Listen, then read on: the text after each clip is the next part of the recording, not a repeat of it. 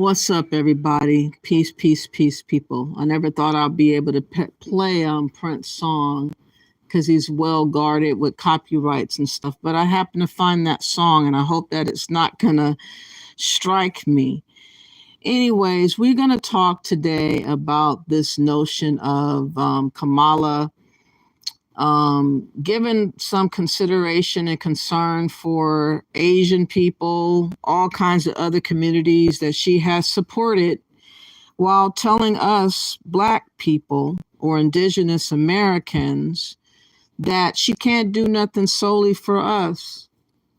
And all she's shown is all that she can do solely for other people.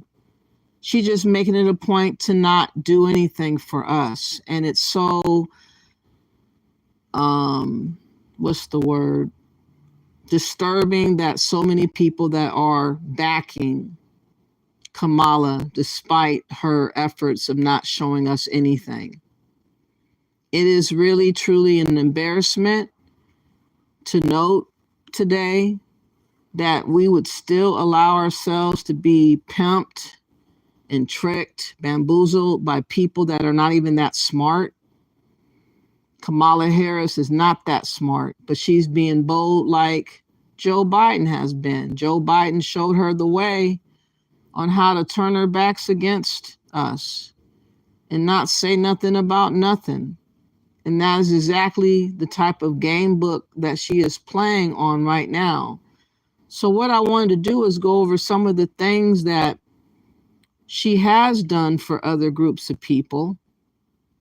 And it seems like whenever there's something inclusive with us, the American Indigenous, it always has other people included into that. But when it's about other groups of people, they have their own specific group. Nobody else has that but us. And it's very upsetting because there's nobody that seems to really care about what is happening against us. And I'm doing my best to try to point out what I see in hopes to wake up the ones that are slumbering and thinking that this so-called notion of melanated skin is going to somehow get you on the other side of having progress. You're not going to have progress. You're going to have disrespect. And I'm really going to really hate to see, after our rah-rahing around for her, after we sold our asses and butts and hearts and sacrificed ourselves to believing in this person, that she's not going to do nothing more than turn around and show her ass for us to kiss and shit on us. And that's going to be a very unfortunate and painful thing to witness, because I've been crying out. I've been saying, this is what I'm seeing in this woman. Please don't vote for her. Please research her. Please vet her. If you do, you'll find out that she is not for us. She's against us. She's everything that's anti-Black American or anti-American Indigenous. She's anti that. Alongside with Biden, they're two of the same kind. So let me read off this WHGov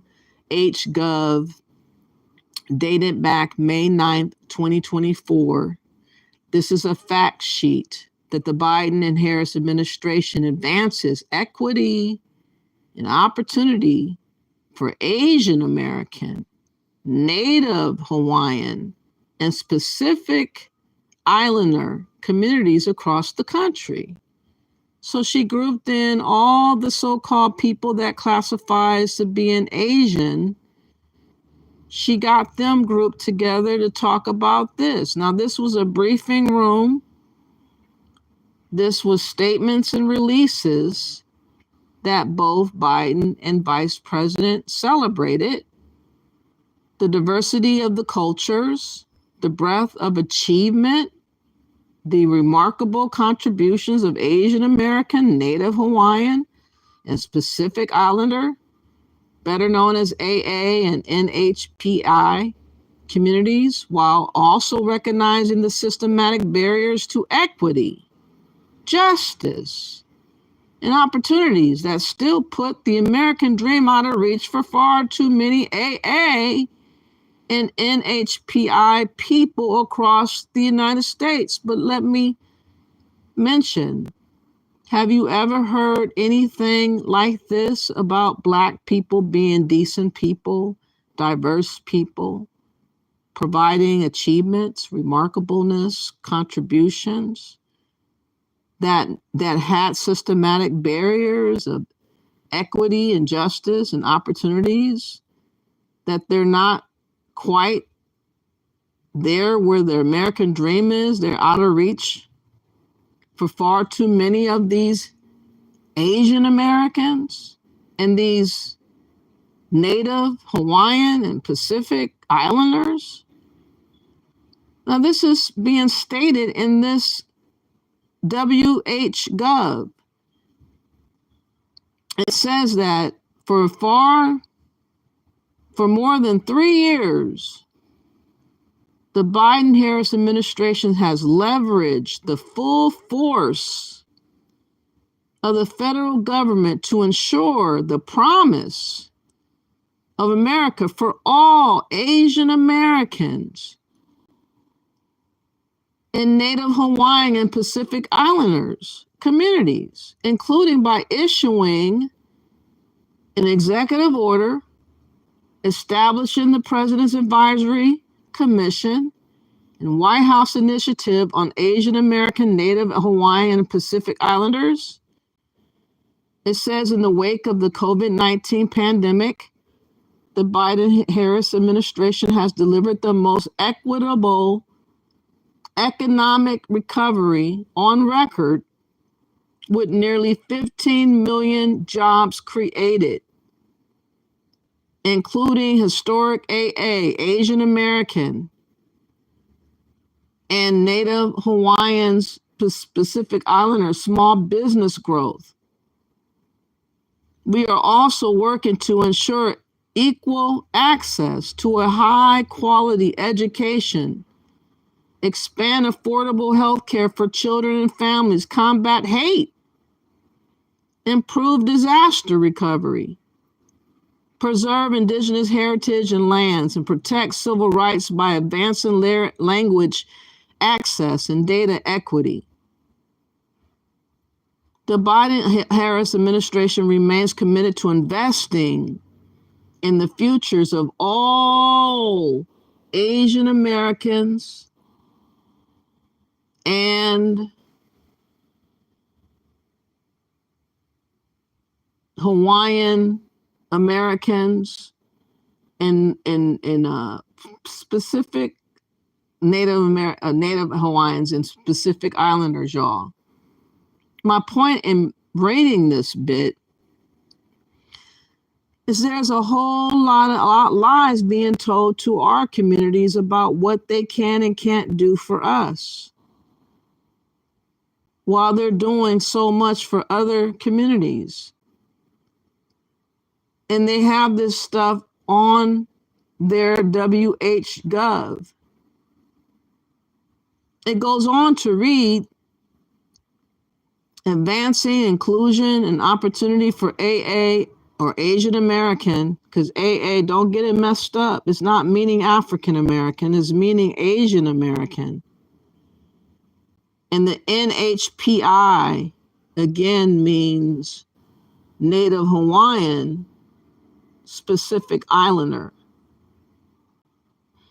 Since the President's Day one executive order, the Biden-Harris administration has worked to advance racial equity and ensure the full and fair participation of all people in American life. This includes improving long-standing federal data collection, reporting practices that historically have lacked appropriate disaggregation, which in turn have too often contributed to pain and enduring stereotypes, obscured disparities within Asian American and Native Hawaiian Pacific Islander communities, and failed to measure, reflect, and be responsive to the diversity of Asian American and, again, Native Hawaiian Pacific Islander experiences.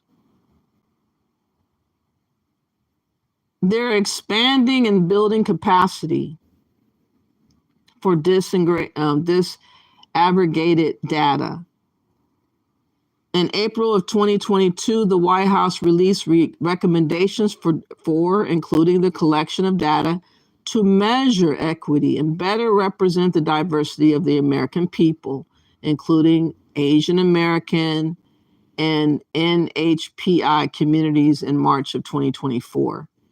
White House Office of Management and Budget revised the standards for maintaining, collecting, and presenting federal data and race on ethnicity for the first time in 27 years, helping ensure that Asian American and Native Hawaiian Pacific Islander individuals can more fully self-identify by specific ethnicity. Now, this is what's really bothering me. Here we have an issue with our ethnicity as Indigenous Americans that used to be called Black Americans. We have a flooding of immigrants that's coming over here from other foreign melanated places. And there's never been no reason and rhyme for them to want to specifically work on self-identifying us as Indigenous or as individuals that are not immigrants. They don't care about us, and they are showcasing these facts. And this is what I want to show. These Democrats are erasing us. They're treating other groups of people as if all their ethnicities matter, their specificness to who they are matters, that their culture and their history and all these things should be accounted for. But when you look at melanated folks, in particular Indigenous Americans, we don't see any conversation going on about that. We hear Pan-African talk. We hear we got to be a block of black. And that is taken away from our ability to stand on our own feet and get help by our own merits and our own history and our own identities. And this is what's going on. I want y'all to notice what is happening. Now, expanding language access and preserving logistic identity. The Biden-Harris administration is reducing barriers for people with limited English proficiency by strengthening federal language access service and ensuring information on governmental programs, services, and benefits are provided in multiple languages, including Asian languages. The president's FY 2025 budget builds on these efforts with funding to expand federal language access capacity. In addition to that, they're combating anti-Asian hate. They're improving public safety and providing civil rights for these types of people. But when you talk about black people, it's crickets. When you talk about us getting a hate bill, it's crickets. When you talk about our identity being unique from immigrants, it's crickets. We got so many people in our mix, in our spaces, in our faces, that's making it hard for us to be able to do what the Asian people have done for their group.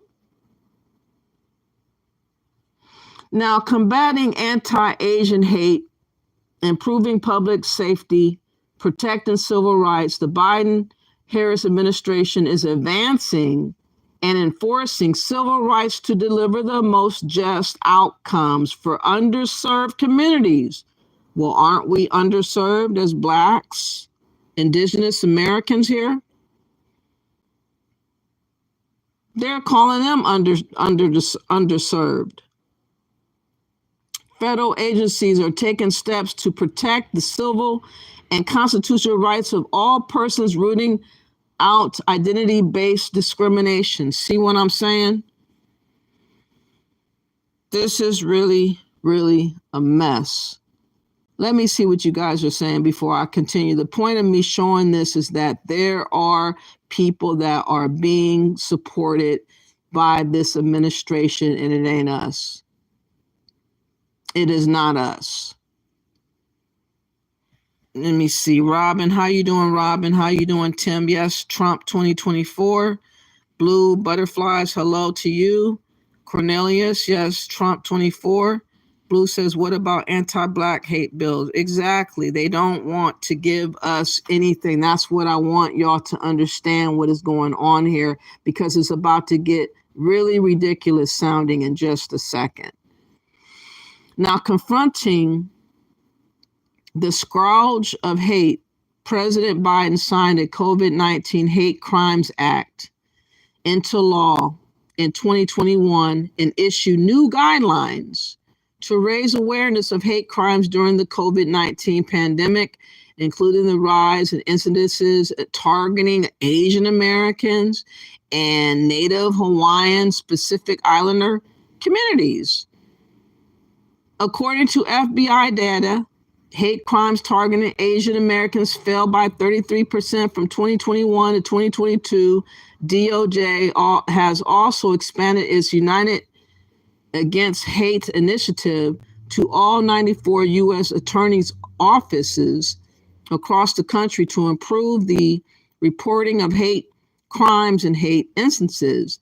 These efforts will support Asian Americans and Native Hawaiian Pacific Islander communities that continue to face barriers and underreport hate incidences. Now, rooting out biases and discrimination, it goes on to read. The Biden-Harris administration has mobilized over $1 billion in new investments, to increase support for programs to bridge, divides, and counter hate-fueled violence, and establish an interagency group to counter anti-Semitism, Islamic phobic, and related forms of biases and discriminations. In November of 2023, the White House announced plans to develop the first ever U.S. national strategy to counter Islamic phobic, a whole of society effort to address all forms of hate, discrimination, and biases against Muslim, Sikh, South Asian, and Arab American communities. $1 billion, y'all, was offered as a solution to help these people out with this hate bill. Let me go back. Where was it at?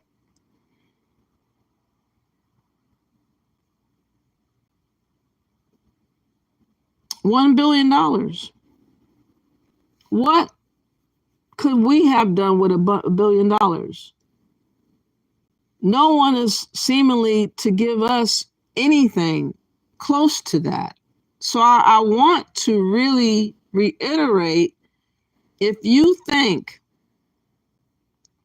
that Kamala Harris has your best interest at heart as a Black person, and you just heard what I read, you are one of the dumbest people I have ever heard in my life. There is nothing coming to us from Kamala Harris. Nothing is coming to us.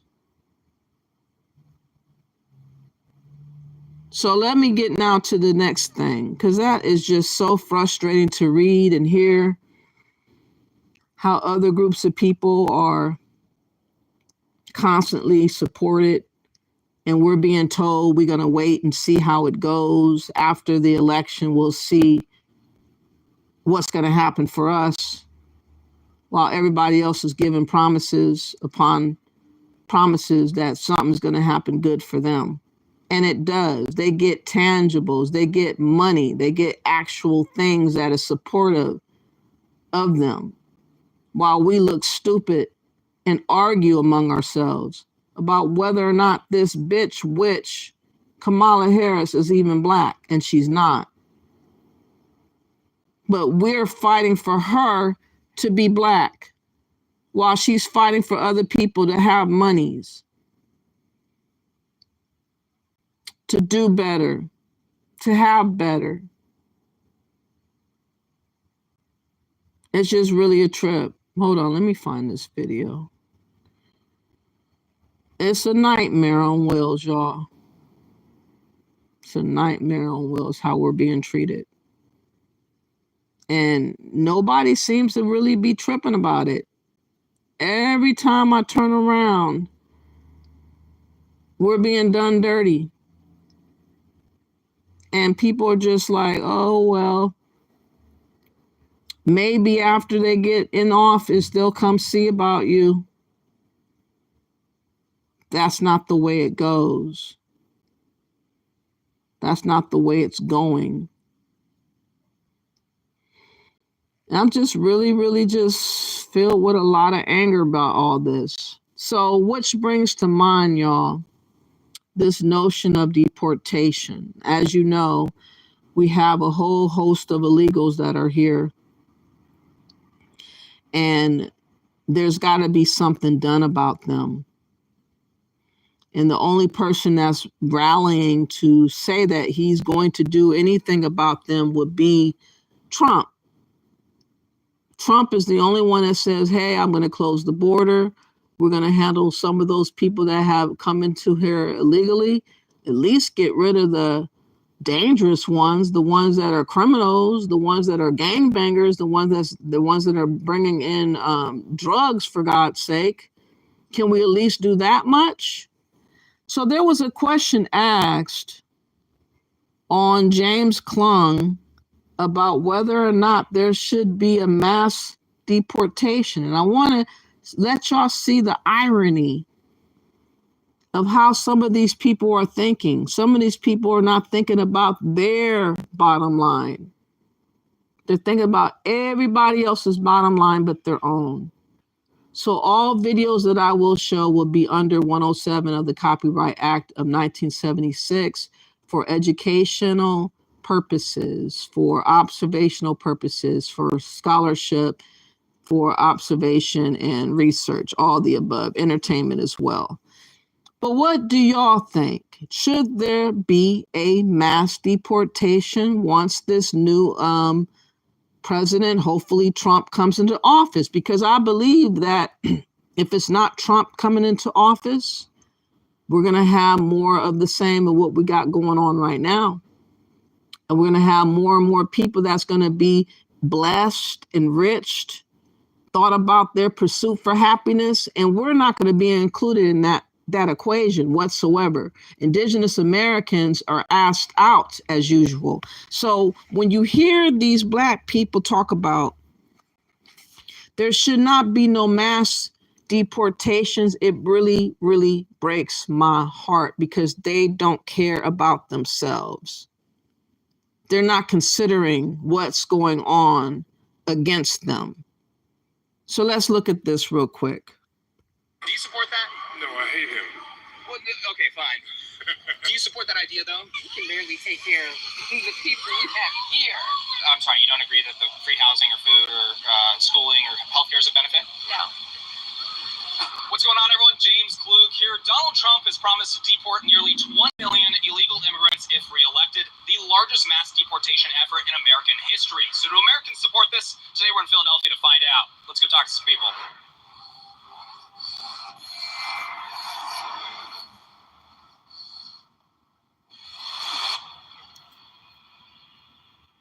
Huge shout out to our friends over at Allegiance Gold for sponsoring this video. Donald Trump promised to lead a mass deportation effort of people that entered the country illegally if reelected. Now, I want to know, do you guys support that? No. No, not at all. I really don't support it, but at the same time, I understand it. Do you support that?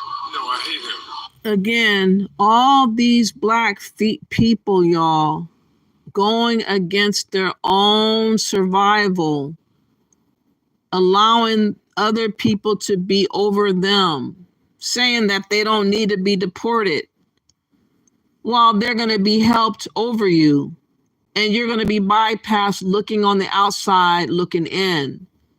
And yet they still are clueless, and they don't understand that these illegals are anti-Black American progress. They don't seem to get it. Well, okay, fine. Do you support that idea, though? Deporting those in the country illegally? No.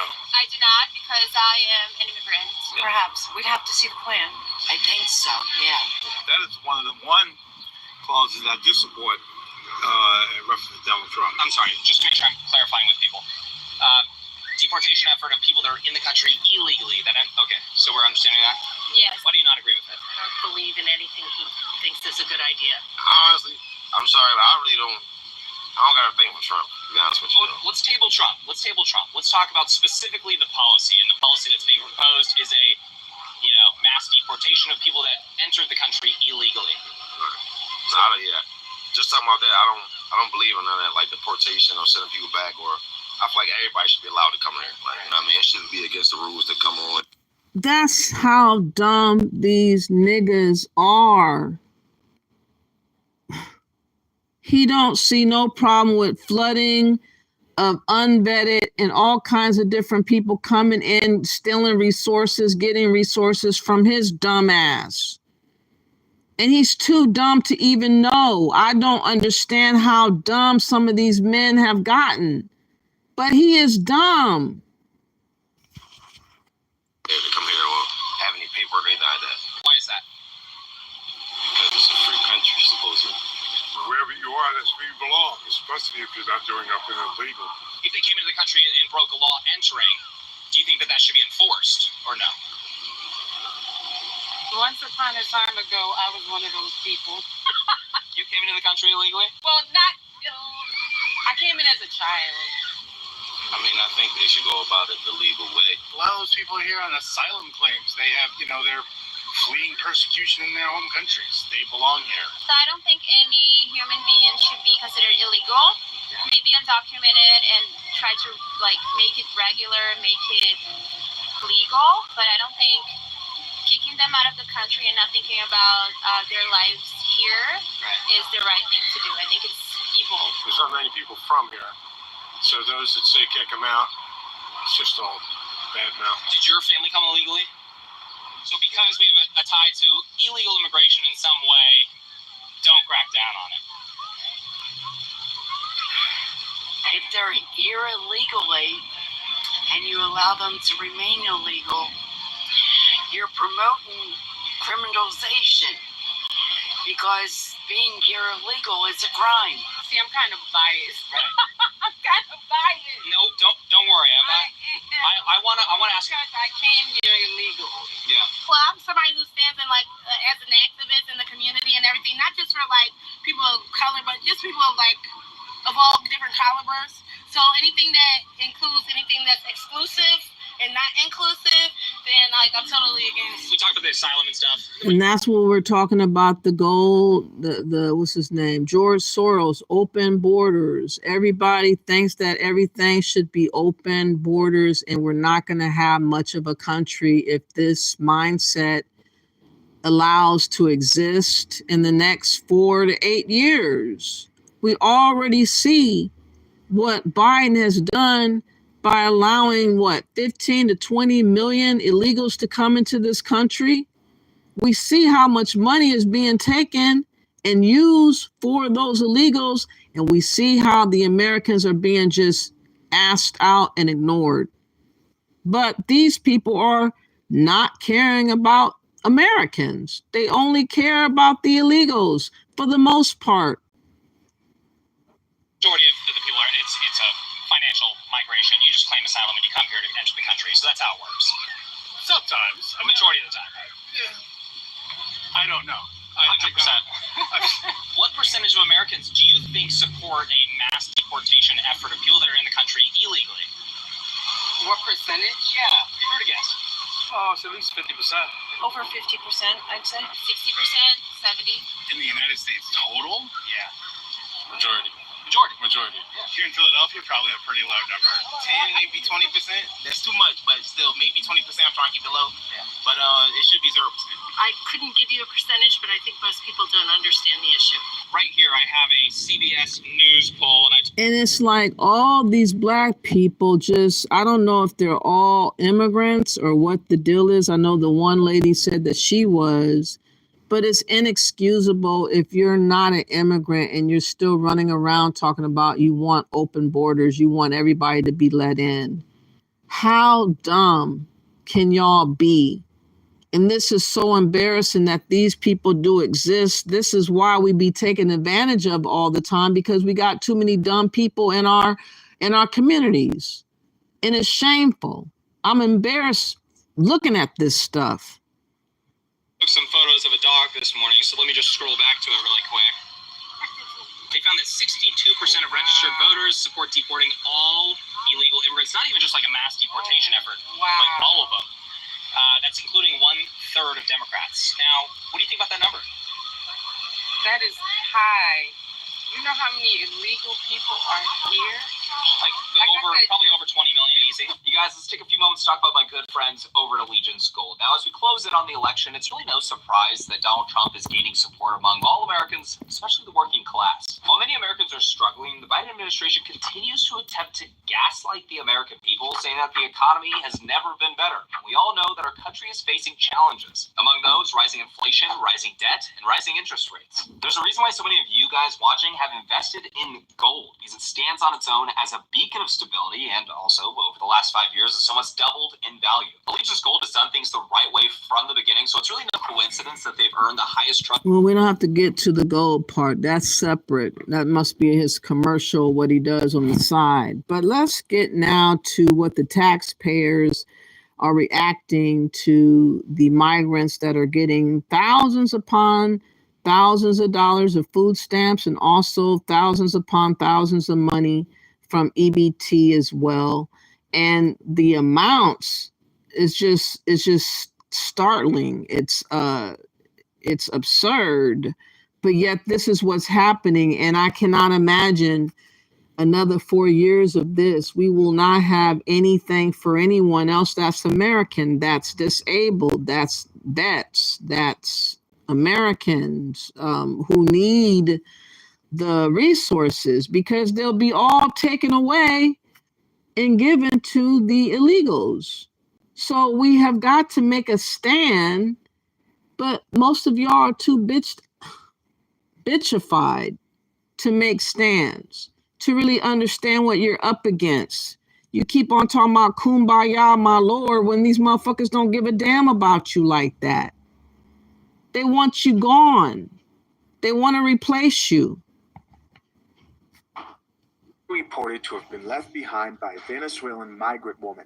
The now viral receipt has shocked thousands and resulted in some very strong political opinions based on the content on the receipt. Y'all seen this receipt that's going viral from a bodega where they're saying a Venezuelan woman left this receipt behind showing an EBT food stamp balance of $13,401.82 and an EBT cash balance of $4,498.85.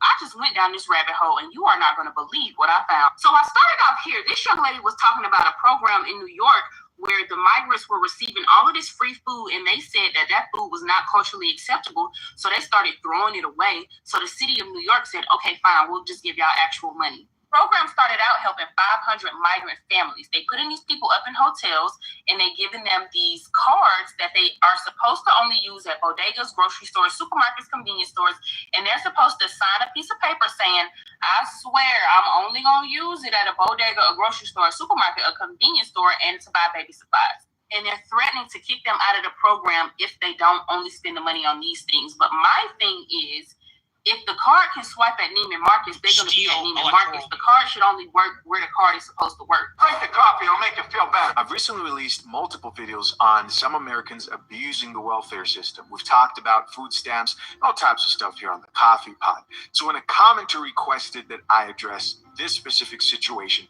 I decided to proceed. A lot of taxpayers believe programs assisting migrants with food and shelter aren't being properly monitored and also may allow for too much room for migrants to possibly scam the system.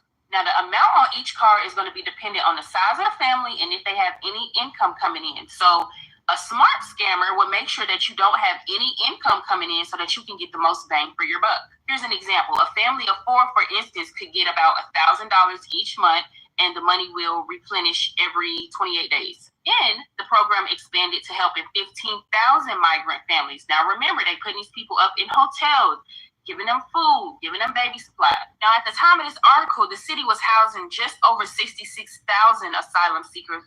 This is how many people had arrived in just 1 week, and they're saying this program is supposed to cost about $10 billion through 2025. Then the mayor started giving out prepaid cash cards to these migrants. They say that they will be given about up to $10,000 each in taxpayer money with no ID check, no restrictions, and no fraud control. No fraud control seems crazy. So for a lot of people who are speaking out and are disheartened by this whole situation, it goes farther than just the current migrant crisis itself. It's a lot more personal than that. A lot of people are expressing that they're highly frustrated because they believe Americans need more attention and assistance from the government now more than ever.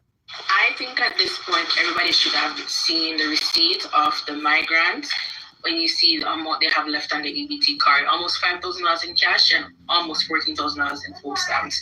And that is real. That receipt is real. If anybody knows, if you've ever been on food stamps, you know when you swipe a card and pay for something, you see how much is left on the card. And I don't care. A lot of people need to be upset, right? Because the migrants, they don't pay into any of these things. They can't work or nothing, and they're getting all these things. And for somebody, for instance, if a mom is making my amount of money, which I make $52,000 a year, right, before taxes, and if she has 3 kids, she does not qualify for food stamp.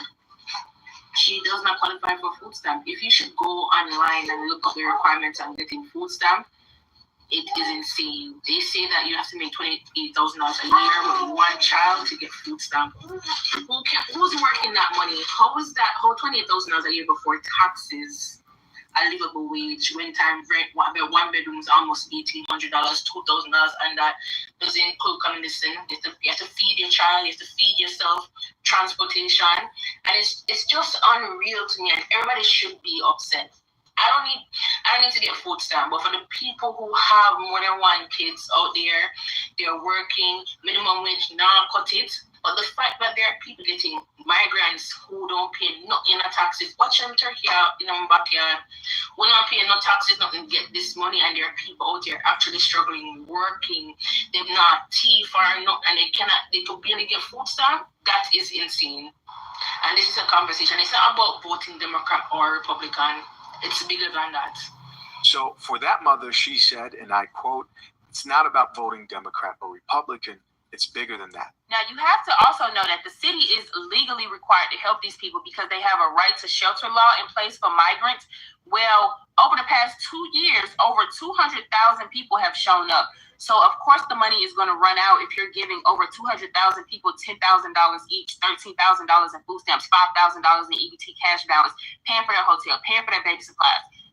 You see where I'm going with this? But the part that really got me is y'all sitting here telling us tax-paying citizens that we have to raise our retirement age to the age of 70 because there's no money in the retirement fund or the Social Security fund, whatever it's called. And I mean, it's sad when you hear the sad stories. Of course, you don't want these people to be living in a country where they're being abused or exposed to God knows what. But there's got to be another way. We got to put some type of restriction on this because this is out of hand. So my question to the viewers, and of course you can leave your thoughts and opinions in the comment section down below, is what do you think of this whole situation? Here's what this couple had to say about this whole thing. All right. I know you done seen the video of the migrant in New York City who left their receipt and had 15,000. One of them had 15,000 in food stamps. Another one had 13,000 food stamps. Man, what do you say about that? I mean, first of all, I'm gonna say that's a lot of money. That's a lot of money because I believe it was 5,000 in the cash part too. Yeah. And 13,000 of them. So yeah, okay. I want to know what the people have to say because I'm gonna say this. There's a lot of people out here that's worked their entire lives and they can't even qualify for $16 a month. Some do get $16 a month that's actually paid in a lot. I know Chicago is really upset about that too. They actually are protesting that stuff, a lot of it. But at the same time, you have some people that retired that don't qualify for anything and they can't even pay their bills. They're getting nothing when they apply. They're getting the runarounds. You don't qualify for this, but yet you don't have food at the end of the month. People have to pay for their medications and can't even pay that medication because of the way this system is set up. So please, y'all, I want to know what y'all think about this situation. Let's get it, y'all. hey, I know you want to skip me, but give me. Let me see what you guys have to say in the chat room. I am really stunned with all the helps that other communities have gotten versus what we have been shown, which is absolutely nothing. And yet people are arguing with us about why we're not voting for Kamala Harris when Kamala Harris has already set out her mouth a while ago. She's not going to do nothing for Black people. She does not care about Black people. And she shows with her policies and how she signs off on this and that, what she cares about. And what she cares about more so when talking about anything Black, it's Africa. And we're going to get into that in just a minute because she's not concerned about us Indigenous Black or Indigenous Americans, how we feel overall. She wants us to be feeling about Africa because she says so, because other people have been in her ear talking about Africa, talking about Pan-African, talking about Ghana. And so she's been talking about rallying around Africa. You know, everybody wants to rally around everybody else but us. Let me go back up. Yes, Trump 2024, Fishy Corp. What's up to everybody in the chat room? What's up, BB Skin 2024, Trump.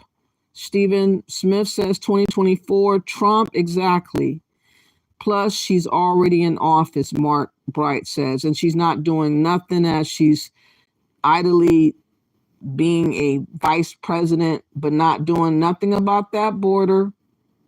She don't care about nothing. You said, well, you can't blame us. We're stupid. We think Kamala being black means something. GT, not all of us are stupid because I don't believe in no damn Kamala Harris, but obviously there is a large number of people that feel that being black is all we need. Like somehow that black person is going to just automatically look out for us. And we're seeing time and time again that that does not mean that. And she's not even black. She is Indian. I don't care how many ways her father came from Jamaica is not still the same. And even if he was Jamaican, melanated, he's still not American black. They still don't share our history. They still don't know our plight. They still don't know our narrative. They still don't know what we've been going through. And she doesn't care about us again. Juice says, folks, remember, it's all about seeing what can be without being burdened by what has been. Yeah, that stupid quote that she keeps saying.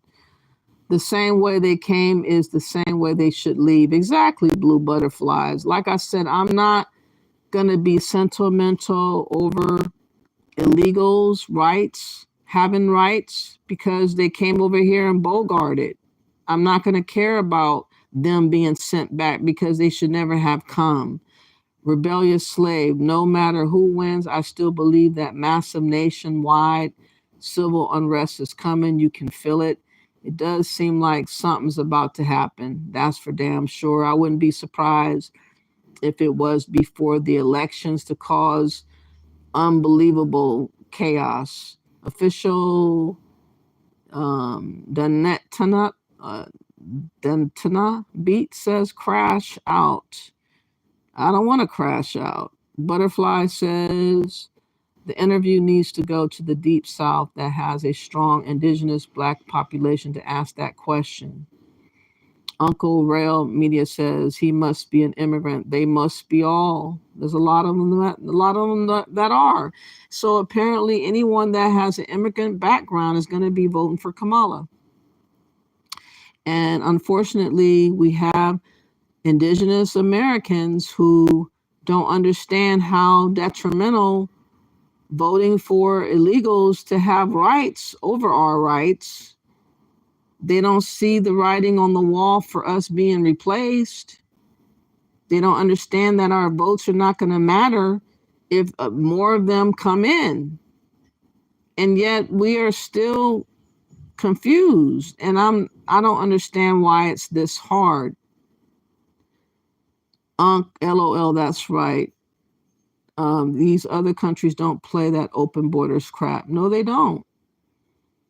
Official Beat says, look at New York. I know.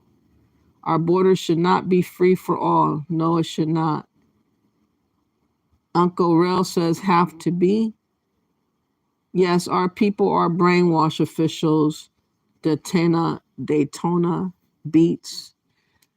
What's up, Easy X? Thank you for coming through. And Ninth Assassin, I guess you meant. Well, see. Easy Access for Black, the Biden-Harris administration has just given billions to Black farmers. Of course, it goes to other people that have been discriminated against as well. So nothing just for Black farmers. Exactly.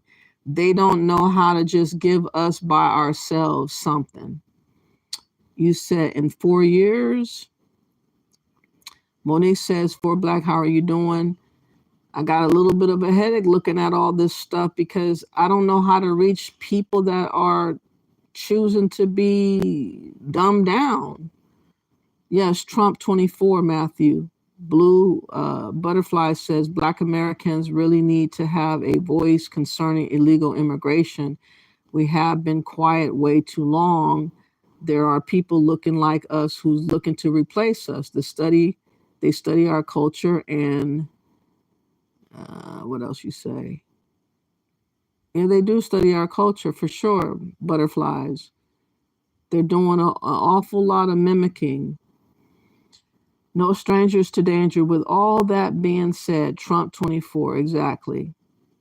This man is tired. He has been humiliated, prosecuted. Every action has a reaction. Miss Geek with an Edge says. Who's tired? What's up, G? Monique says, I feel some kind of way when foreigners speak up on our situations. They have no right because who abused the system more than them, especially Black and Indian foreigners. Facts. I feel some kind of way too. Trump 2024, exactly. It's horrible, Tony says. Who is this African guy anyways? Keep name out of your mouth. I'm not quite sure which African guy you're referring to. You talking about on the deportation video? Ease your mind, people caught up on politics rather than focusing on community. We need to be focusing on who is going to do something for our community, and it doesn't look like it will be anything pertaining to Harris. She's not. Scamella and Tampon Tim shaking my head, BB Skin says. That's the problem, Ease Your Mind says. Still enslaved through the laws of contacts, Ease Your Mind says. Obama 2.2, have we not learned from the first time? I don't get it, Uncle Real. I wish we could just go around and shake people up out of their sleep or slap them up a little bit or pour some water on them, something. William Hall says people focusing on community, getting into politics to vote this crap out. Ease Your Mind contracts. Yes, sir, William Hall. Ghetto fabulous, Tony says. It's the reality. She's been in office for over 3 years and has done absolutely nothing but allow things to get worse. Exactly. She's got to go. She's done plenty. It's just all wrong. Yeah, she's done a lot of reckless stuff. Monique says, hit the like and share and join in on the conversation. Thank you for that. Anyone who ain't of this land needs to leave or be replaced. Anyone that's ain't of this land needs to leave or be replaced. Something's got to give. Ease Your Mind. Kevin Mackin says no. Ease Your Mind says, why do you target other minorities instead of addressing your problems in the Black community? I target other minorities because they are speaking for us. A lot of them are acting as if they are us. And they're running around saying little stupid stuff like, we don't want reparations. We want to go back to Africa. We want to go build in Africa. We want to be in Africa. We African. They're saying these types of things against who I am, against what I represent as an American. And a lot of these people are in the ears of the likes of Kamala Harris, the likes of Biden, in the ears of the Congressional Black Caucus, in the ears of the NAACP, and all these particular groups, one by one, are seemingly turning into so-called Pan-Africans against the will of the bulk of us here as Indigenous Americans. Indigenous Americans who do not know Africa, who do not have anybody that live over there or know anything about Africa, don't want to be over there like that.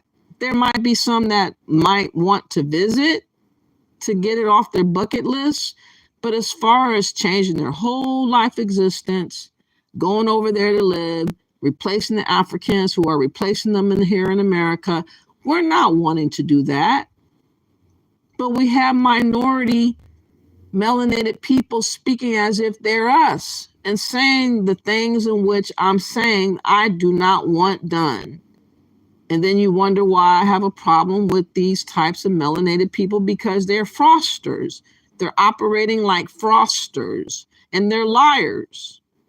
That's why I talk about them, if you want to know. Okay? Ease your mind. Monique says, we are definitely living in a powder keg. It will get bad soon. Turbo says 2024 Trump.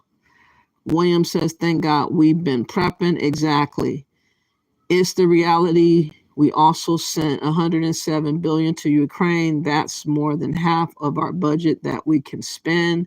It's ridiculous. Easy access for Black. The stupid part is that many, many, many Black Americans think anything with a little bit of melanin in the skin or think we the same. Both people in my family think this way. They never took up, it's not like I even took up logic, critical thinking, any of that. It's just common sense. A lot of this stuff, y'all, is actually common sense. And I don't understand why people have allowed themselves to be so dumbed down. I hate to talk to people that are so clueless, and I believe they choose to be clueless on purpose. And it's so sad when you see in front of you a grown-ass man, especially, that's like 40, 50 years old, 60 years old, and they fighting over Kamala Harris, talking about they Black, she Black, we need to vote for her. That just shows you their mentality is warped, and they're like children in the brain. They never grew up. Something's not registering correct. I'm okay. How's it going? I'm going, G. You said my message is reaching people. I hope so. That's all right, King Jesus. I don't do that here. What's the sigma? I don't know. Many people are speaking up now, so they're waking up. You don't deserve reparations. My ancestors were slaves too. You don't see me complaining. Well, that's your issue, and you should mind your own business and stop minding mine. If we do get reparations, it's because we were owed a debt. They claimed that they were supposed to give us 40 acres and a mule 100 years ago. So that's our business, not yours. Mind your own. If you don't like what I'm talking about, if you don't like what's being stated on this platform, you can kick rocks. Okay, you don't have to be here. We don't need you. GX Gullen says, I think the Back to Africa movement died out by the 70s. It's been dead, but they're trying to revamp it, and they're trying to make it seem like it's a relevant option, and that we as Americans who have been struggling in America, somehow a lot of us are having a new movement to want to go to Africa. And people, like I said, other people that are not even Indigenous Americans that come from other places of Africa or other places of the Caribbean are calling themselves speaking up for us. And I'm going to show you a video to show you this fact after I get through these comments. You said, I pray for a fair election. 2020 was a whack. Sick of people voices being shut down. I know that was totally rigged. All these strains were Blacks for Trump, but only 12% of Black people voted for the clown. So why so many strings? Well, maybe this time it will be different. 60 Inverness, I hope. Vote for Trump 2024. Get it out. Peace pack. Thank you for that. It's the reality. Says it makes me sick that all my friends that came into the country the right way went through so much to get their green card, and now they're just handing out social security numbers. It's just so shameful. Easy access, not telling the American public about Biden's senility should be a glaring reason nobody should vote for Kamala. She is a dishonest liar from my point of view. What if Biden had never stepped down? Yes, she knew he had issues, and she tried to play the game of concealing that he was really not wrapped tight. And that just shows you what length she'll go to preserve her power and her position. She would do anything. She doesn't have no integrity. You ought to know this. Wade Parker says we need Trump back in the office. That's the only way. Facts. Something is not registering correct for you. Do you think you're white? King Jesus, I know I am Indigenous Black American, but I call myself an Indigenous American. I don't need to think I'm white to speak the way I speak. You must be impressed by what I'm saying, but I'm not trying to impress you, actually. I have a good question. Can I ask? Yes, if it's a decent question. Al, Kafafali, I don't know if that says right there. I'm sorry, I couldn't read that. It got a check from Trump. As a black person, how can you vote with the Aryan Brotherhood? That doesn't show you're voting wrong. We have on both ends races, 60 Iverness. One that is overtly racist and another that is not so overt. We obviously have Biden, who has been overtly having disdain towards black people. And I believe that Kamala is in the same vein as him. Trump, on the other hand, he may not like black people like that, but he loves America. And he wants to see America thrive and survive. That's all I need to know. If he closes the border, that will help me out as a black person indirectly. So it doesn't take a rocket science to figure out which one is better. I think you should check yourself and think about it a little bit clearer. Yaya test, yes, you can ask. Victim mentality, I don't think so. 60, that is false. Angie Girl says, I don't know what that is. Trump 2024, yep. Talking to some of my friends and family is like talking to a dead wall. I will not let it frustrate me. You know what? I have a feeling that we're going to have to learn the hard way. I have a feeling somehow that a lot of people is going to have to be dead and dying and sickly and broken and on the verge of becoming homeless before we finally registers. And it's going to have to be a mass number of us before we really wake up and say, hey, wait a minute, what is this? And I hope it does not get to that, because I am doing my job hoping that it don't have to get to that. But it does seem like it may have to get to that, though. You said, for those in the chat against reparations for Black American descendants, if it was my channel, I would block your clown ass. They can speak their mind, but if he gets on my nerves, and he have to go eventually, because I'm not here to play. My platform is not to play games and patty cakes with fools. So if you want to keep being a fool, you will get blocked. So many politicians refuse to give up power and move out the way to let the younger generation lead, such as Kamala Harris, Sheila Lee Jackson, and Biden. Well, Sheila Lee Jackson ain't got to worry about that no more. She's passed on, and I wonder who's going to replace her. I still haven't heard her replacement, but yeah, Biden needed to be gone yesterday or a year ago. Kamala Harris, she doesn't seem like she's wrapped too tight. I don't know if you can get reparations or not, but that's not my focus, is reparations. If you haven't noticed, I say we deserve reparations. We're deserving of reparations, but do I think in the climate that we're in that we'll get it? No. But can we get other monies that other people have been getting, like Asian people, like other groups of people, Ukraine, Israel, immigrants from Africa, from Ukraine and all these other places? Why can't we hope to get some type of money to help our situation out? You said Dianne Feinstein, Mitch McConnell, Ronald Reagan, and Storm Thurmond, disorientated and obliqueness, aquousness, and oblivion. I might not said that word right. We just had an earthquake in California. Did you? Your car needs a new spoiler.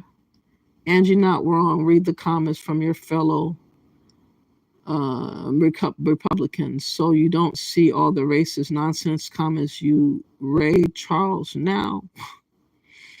You just sound crazy trying to build a platform. Okay. It's the reality. Are you kidding me? You need to learn some history from Democratic Party played you. Listen to Malcolm X.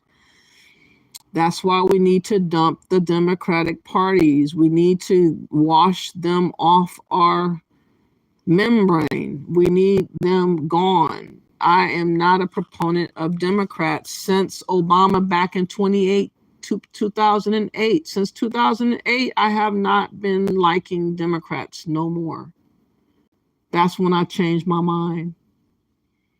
Terry Cloud says you sound like a very good person.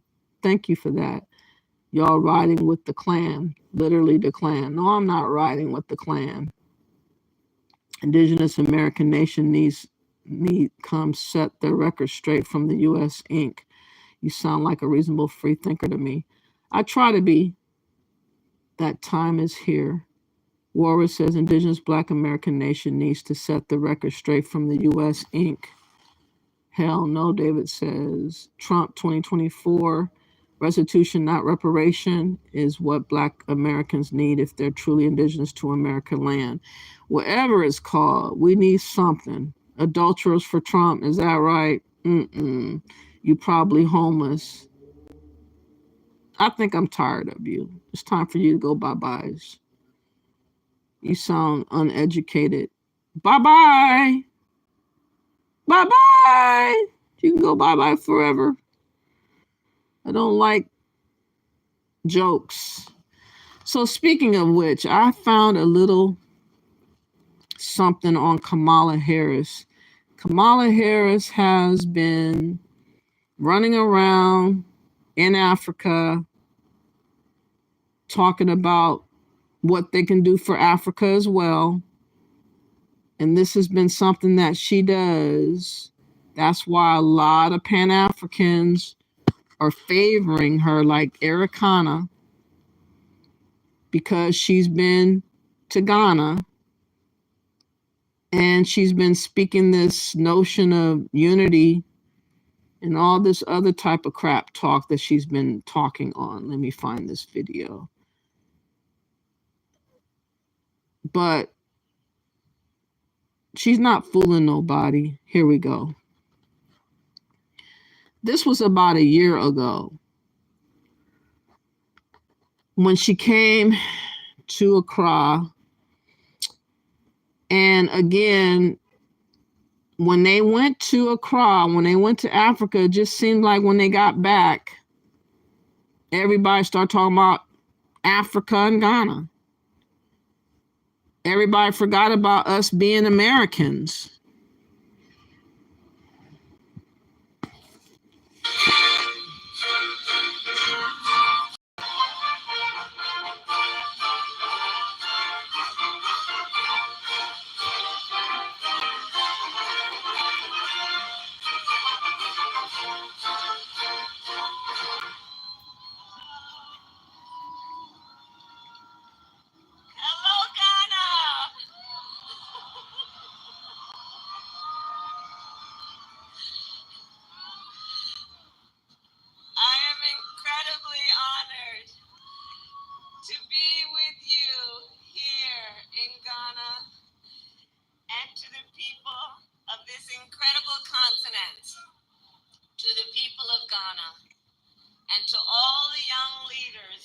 Today, students, entrepreneurs, activists, advocates, it is my extraordinary honor to be with you. So I don't need to tell you, the median age on the African continent is 19. By 2050, 1 in 4 people in the entire world will be on this very continent. 1 in 4. That, of course, means what happens on this continent impacts the entire world. Seeing all of you here today makes me so optimistic and excited about this future. The energy, the dynamism, and the potential that each of you embody. And that is why I am here today. As President Joe Biden said at the U.S.-Africa Leaders Summit last December, we're all in on Africa. We are all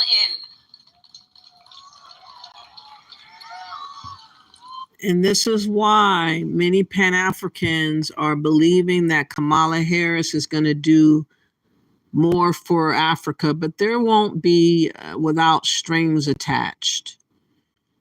She came trying to promote the LGBTQ agenda. There's always going to be something attached. It's not something like they just give you money and wish you well. You know, they want you to give something up for that, resources or your social way of life, something. But here she was back in Ghana just a year ago, talking to them about their futures. Again, we have been totally omitted from the conversation as Americans, as Indigenous Americans here that have only known America. She has decided to side with Africa, side with Ghana in particular, talking about bettering their conditions on the ground, bettering their development, bettering their investment, bettering their opportunities, while telling other people that come to America that are immigrants that they can have a future, America dream, and all these other things, these Asian Americans, these Native Hawaiians, these other groups of people that are Asian under that category. But don't you see how she's replaced talking about us, Indigenous Americans, to now only talking about Africa? And that's what all the other so-called leaders are doing to date. Because African nations play such a critical role on issues of global importance, issues that matter to the American people and to the world. Issues like food security, the climate crisis, public health, and resilient supply chains. We are all in because African leadership is critical to global peace and security. And African nations are essential partners at the United Nations and in support of international rules and norms. We are all in because the fates of the American people and of America and the continent of Africa are interconnected and interdependent. We are all in because there are long-standing ties between our people. We have an intertwined history, some of which is painful and some of which is prideful, and all of which we must acknowledge. And what part of it is prideful, I would like to know. She just talking out the side of her ass. Ain't nothing prideful about the relationship dealing with Africa pertaining to Black Americans. What is she talking about? Teach and never forget.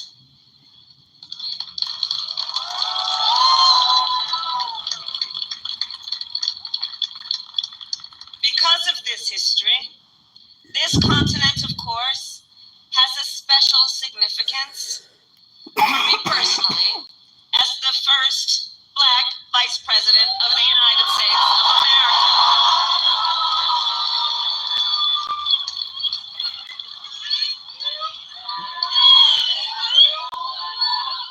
And this is a history, like many of us, that I learned as a young child.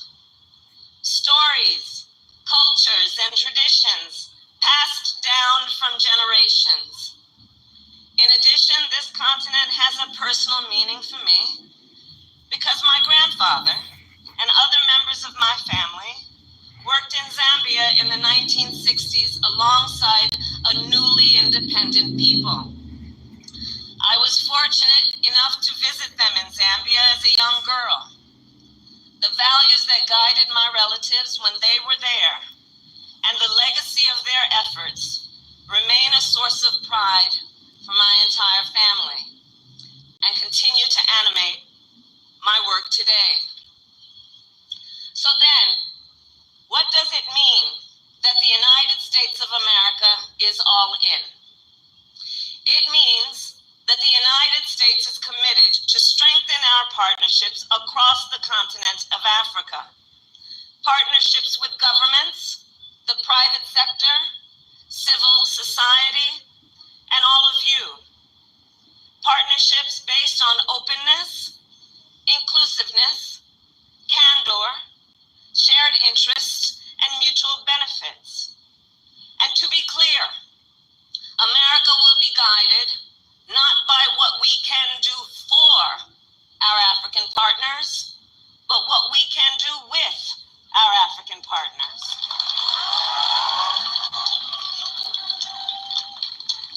Together, we will address the challenges we face and the incredible opportunities ahead. And today, I will speak about one particular area of opportunity: investment in innovation. Innovation, I believe, to be the pursuit of what can be unburdened by what has been. Innovation results in one's ability not only to see, but to do things differently. New methods, new products, new approaches, new ideas. We innovate to be more effective and to solve problems. From the invention of new technology to the origin of social movements, innovation has come about by challenging the premise, questioning the status quo, and bold thinking.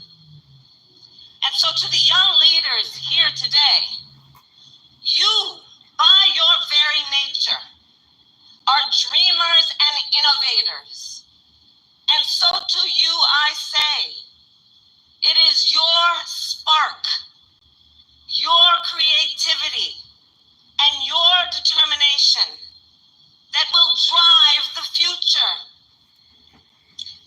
And with that, So is their spark, huh? No kind words have ever been offered to Black Americans, to the Indigenous Americans. They never have offered anything, kind words about what we've done. All they talk about is we come out and vote for Democrats and we get nothing. They don't care nothing about us. I don't know how many ways to show y'all she really don't care. She's talking about Africa and moving on to talking and helping them out. She's not talking about helping us out. She's talking about us helping Africans out.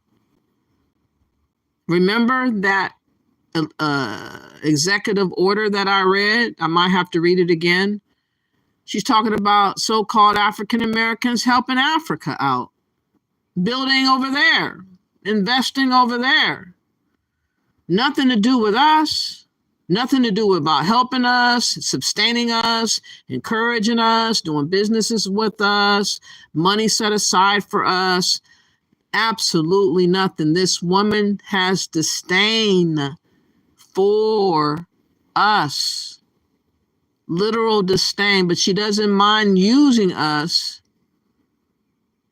in the meanwhile. I don't know why people can't figure out when people just don't like you like that. She's showcasing what she does not like, and she's showcasing what she's valuing, what she's prioritizing, and it ain't us. It ain't us. We're not the same, and she knows it. African idea generations will shape the future of the world.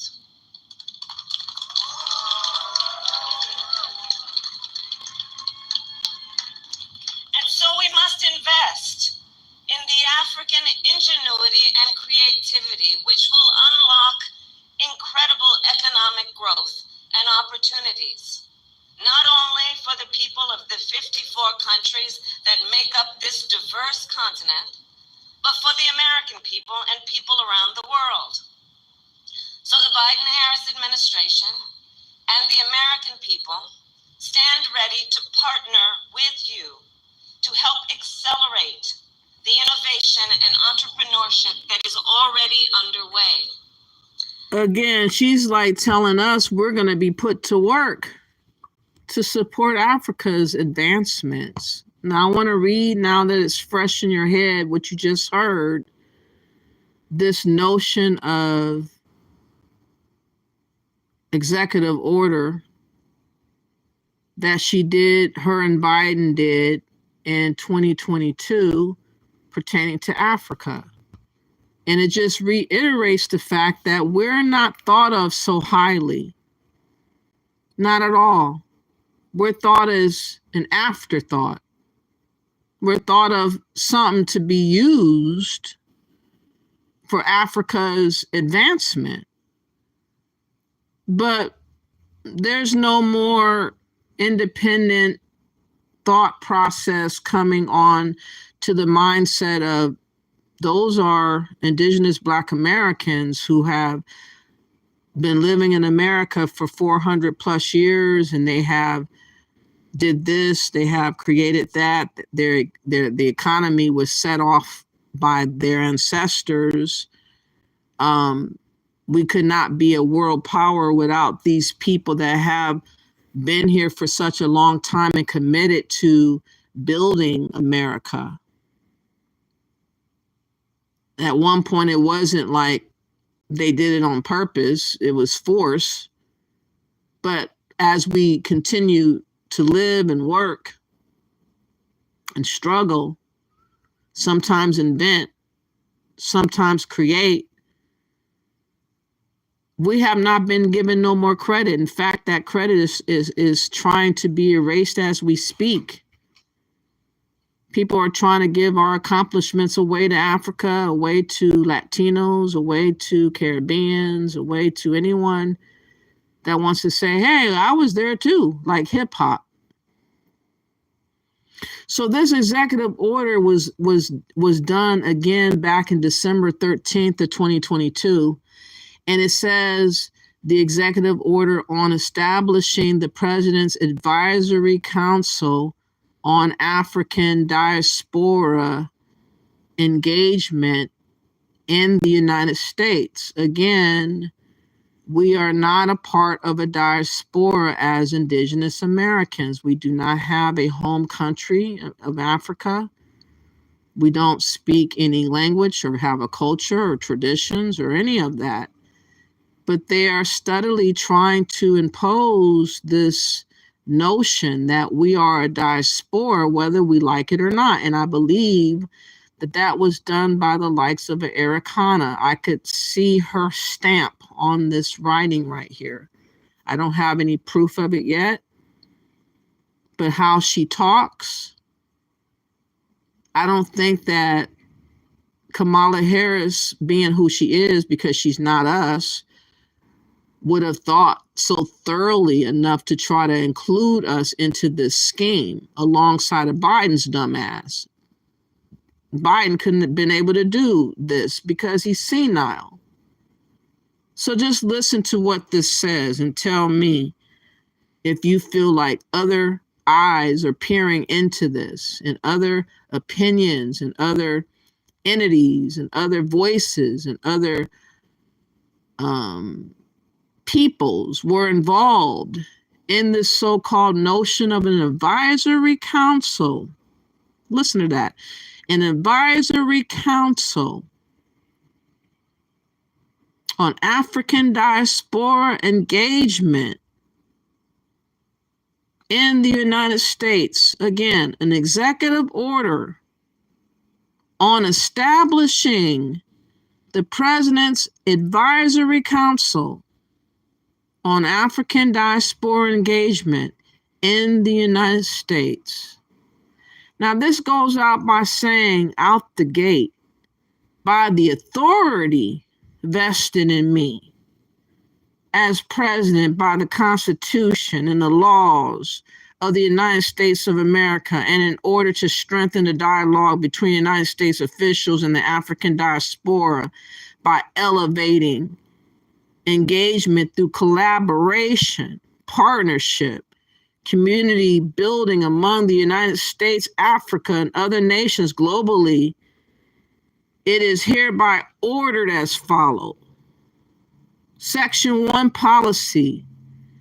The United States has a long-standing commitment to engagement with the African diaspora, people of native African origin living outside the African continent, and who have been collectively described as constituting the 6th region of the African Union. That talk about the 6th region is fairly new.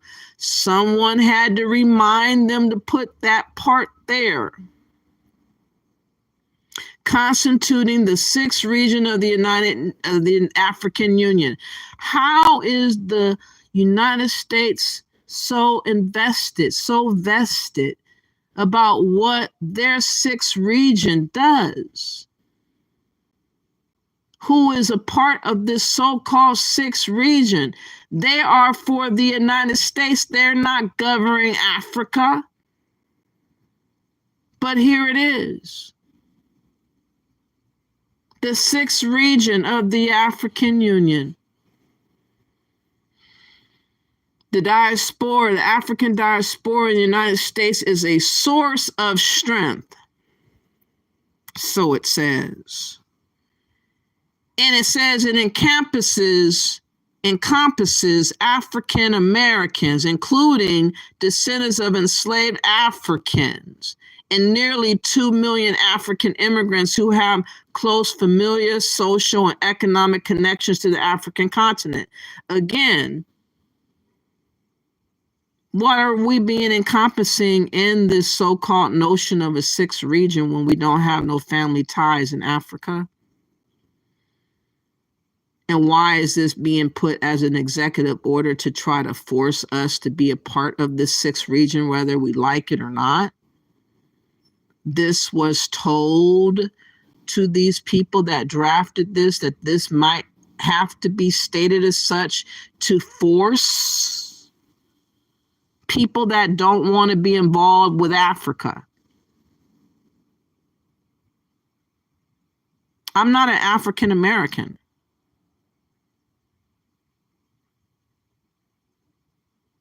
I don't know of any descendants of enslaved Africans. And even if I did, I am my ancestor. I don't want to have nothing to do with corrupt individuals of Africa. I don't care who the fuck they are. I don't want to be involved with Ghana and his president, Otto. I don't want to be involved with this Dr. Eric Kana, who's corrupt. So why are they talking about it encompassing so-called African American, a term, y'all, by the way, that was administered after the term of Black American, which is the name that's on my birth certificate and the only name that I have claimed. But they're trying to force us to be a part of this, whether we like it or not. And that right there, with him beginning his proposal or his briefing, he said, by the authority vested in me as president by the Constitution and laws of the United States of America. He didn't say that in the other conversations involving the Asian people when they got the hate bill and they had monies to be given to them and opportunities to be given to them. There was no such thing as no authority vested in me as a president by the Constitution and laws of the United States of America.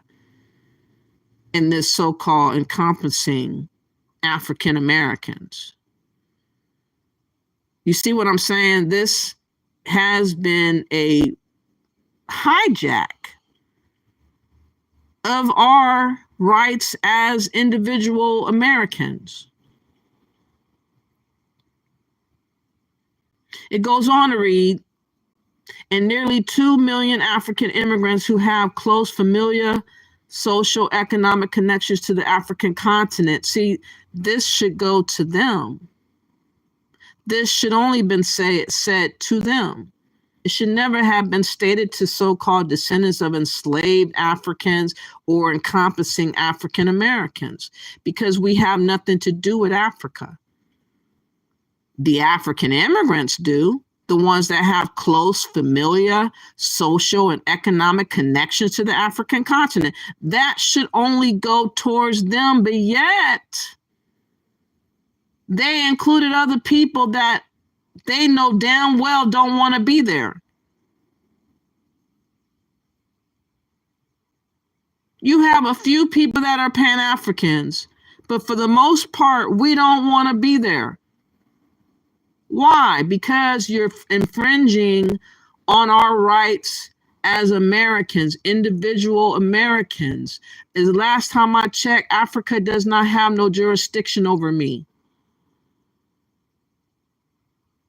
Last time I checked, I thought that I could self-identify myself, and I am not identifying myself as African American.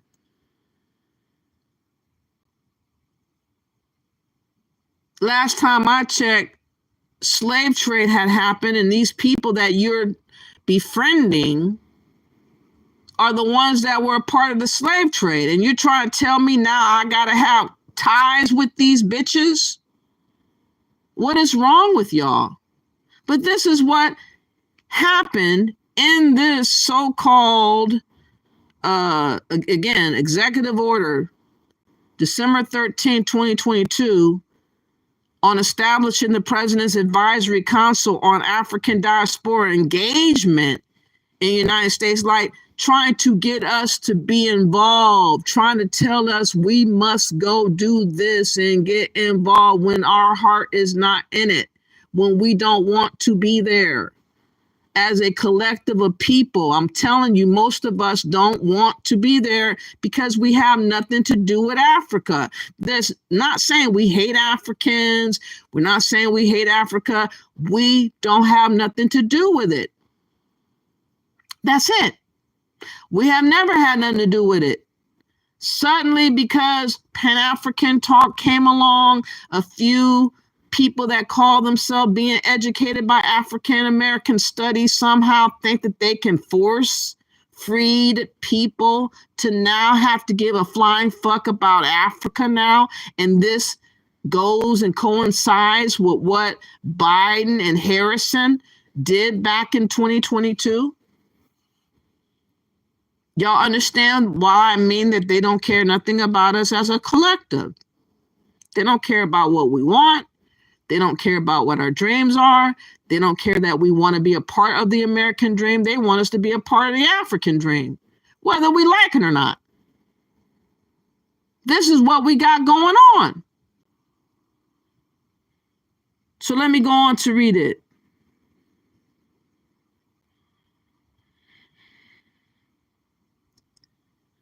It says African Americans have been foundational to strengthening United States African relations and shaping United States foreign policy towards Africa, including by actively advocating on the African continent's behalf.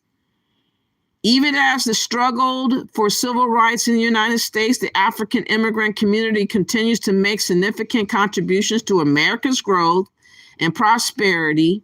The United States government encourages efforts to advance equity and opportunity for the African diaspora in the United States, and will continue to encourage efforts to strengthen cultural, social, political, and economic ties between African communities and the global African diaspora in the United States. One thing that I've noticed is I don't see and hear nothing about money.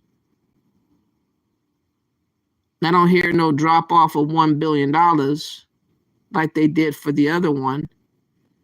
all we're hearing is we want you guys to get together and associate with one another, whether you like it, whether you want to or not, because this is my executive order. This is what I've decided to make y'all have to converse together. This is some bullshit. This is the disrespect that I'm talking about.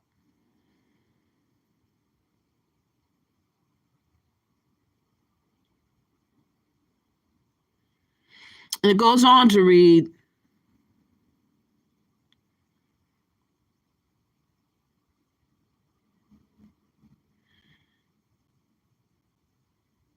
in August of 2022, my administration released the U.S. Strategic towards Sub-Saharan Africa, which outlines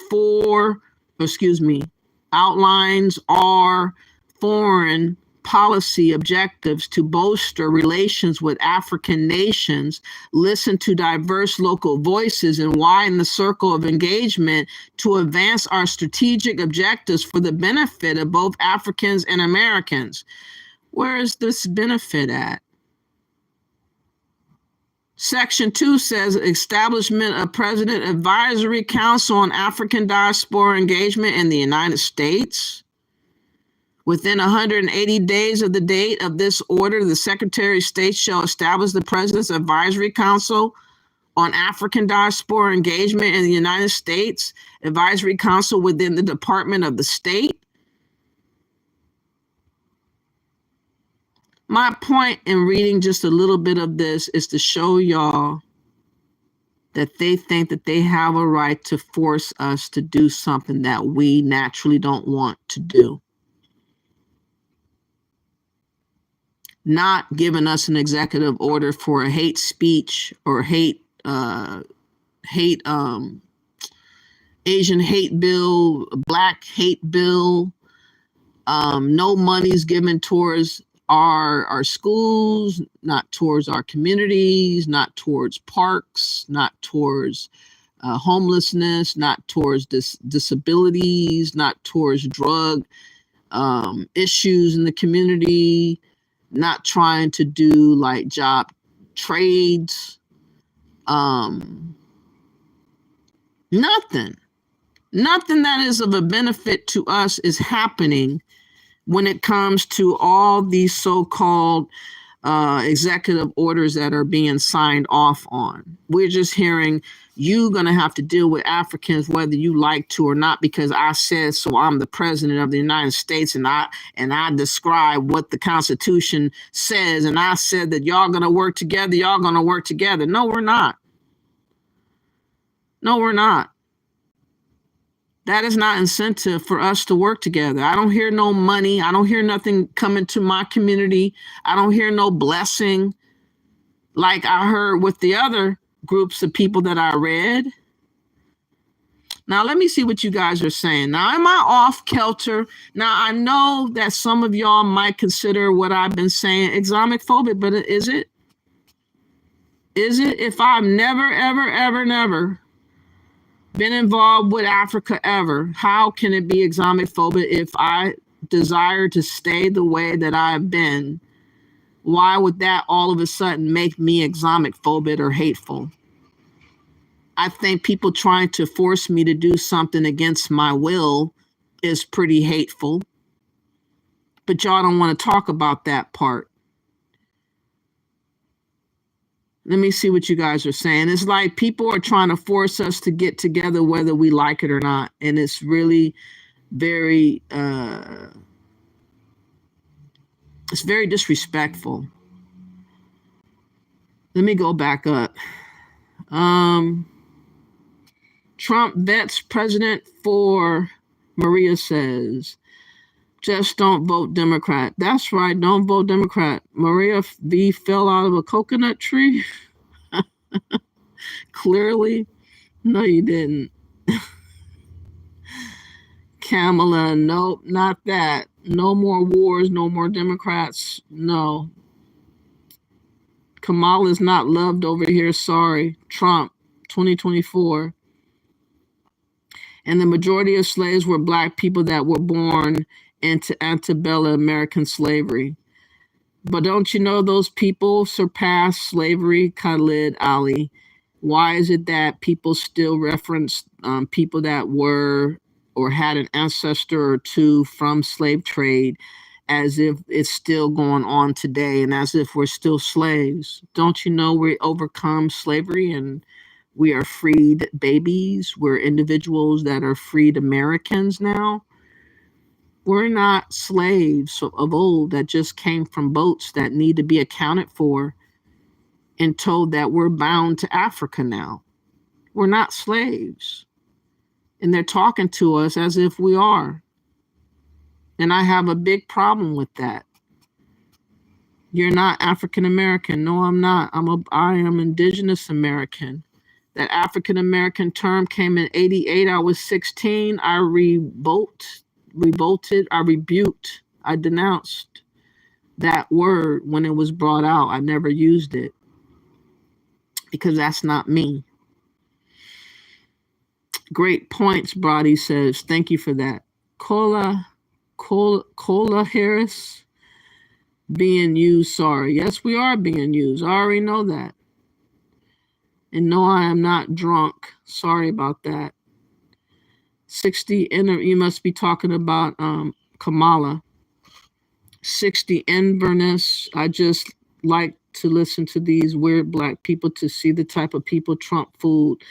No, he didn't fool anybody. If the border can be taken care of, that's all that matters. Your so-called bashing or badgering me, trust and believe it has no weight or effect to me. You sound like a clown. Or it says birth certificate and race and ethnicity classification started with Plecker Walter Ashley. Yeah, I heard about him. Talk when you are sober. Do you want to just leave now?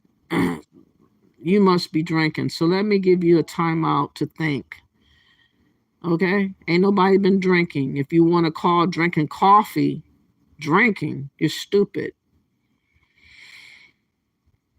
Easy X says the African dream is to flee from Africa, so this is backwards because we already here in America. We ain't African any damn way. Exactly.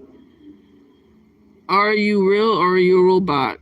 If I'm talking to you and you're listening to me, I guess you should know the answer, Annie. No, we aren't. Accurus, I don't know how to pronounce that.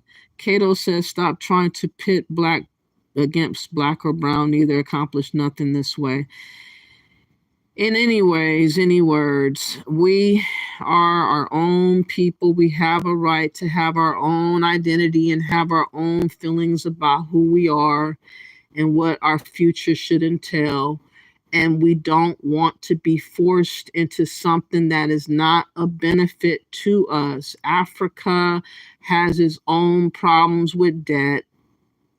They need to worry about restructuring their debts or giving back that money or getting rid of those leaders. Something's got to give, but I do not want to join forces with corrupt people. That's my prerogative.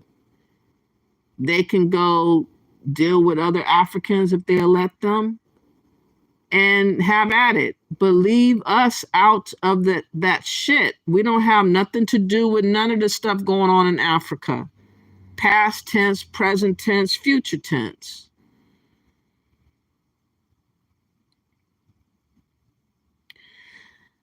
No, Kamala Harris is far from beautiful, Annie. Knock it off. Wade says, rise from under her, the real children of Israel, because Satan knows he only has a short time. That's why things are getting worse and shows we need to get our house in order. This isn't a game. You got that part right, Wade. What's up, African goddess? You said the only benefit for Africa would be if she was talking about loan cancellation or returning money politicians have stolen and put in United States banks. Exactly. But she's not going to talk about that. They're all in cahoots on the same thing. They're all in cahoots.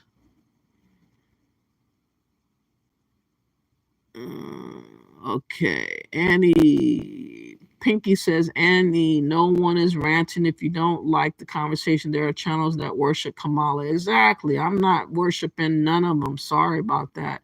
I'm not even worshiping Trump. It just makes more logical sense to think about the border, to think about what it would mean to not have the border closed for another 4 years, and how detrimental that's going to be to America long term. It's going to affect a lot of things, and it's going to indirectly affect a lot of people, whether they know it or not. Brody says, who are you to tell her how to think? Warren says, civil rights is not human rights. That defines indigenous birthright. Donald Trump for president. Exactly, Brody. Veterans for Harris. Sorry about that. No. I'm a slave to the government and I don't question authority. Well, that's too bad for you. Veterans for Trump and Vance. Exactly. Stolen valor waltz. Yep, that's what I heard. Just because I was born here doesn't mean I am American. That's your opinion. I'm pretty sure that you're probably not a real American anyways because of the name that you have. You might be an immigrant as it is already, and you came over here. And I know it's kind of hard to call yourself American when you're not that. You're from another place. I get it, but people like me who's only known America, we can't say the same thing as you. We're not going to have a retarded moment and call ourselves something else that we're not. Yeah, Annie, you're not right, but you're so desperate to find someone alternative. Easy Access, this executive order just made all Black Americans Pan-Africans for life, and y'all future kids panties. Welcome to the motherland. We now have more people to invite to the family reunion. I don't think it's funny though. Easy X, none of it is funny. That just shows you the disrespect that he has towards us and disdain, to think that he can just force us to have to relate to Africans whether we like it or not.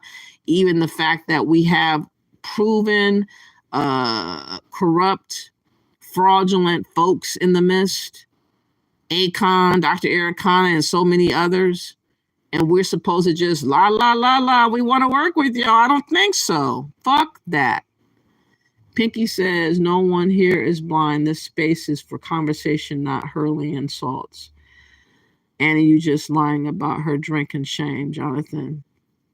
Drew says, you are all Americans. I am from Canada, and I love you all. We need Trump and peace. Exactly, Drew. Thank you for that. Africa and America are both continent contraptions and not a culture, language, custom, or indigenous people of the land identified by the people.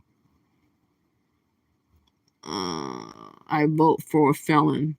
Yeah, I'd rather vote for the felon than the traitor. Ignore the haters. Exactly. Love you, Drew B., our northern neighbor. Okay. You sound so depressed. I don't think so. I think, well, I would say I'm anxious, if anything, right now.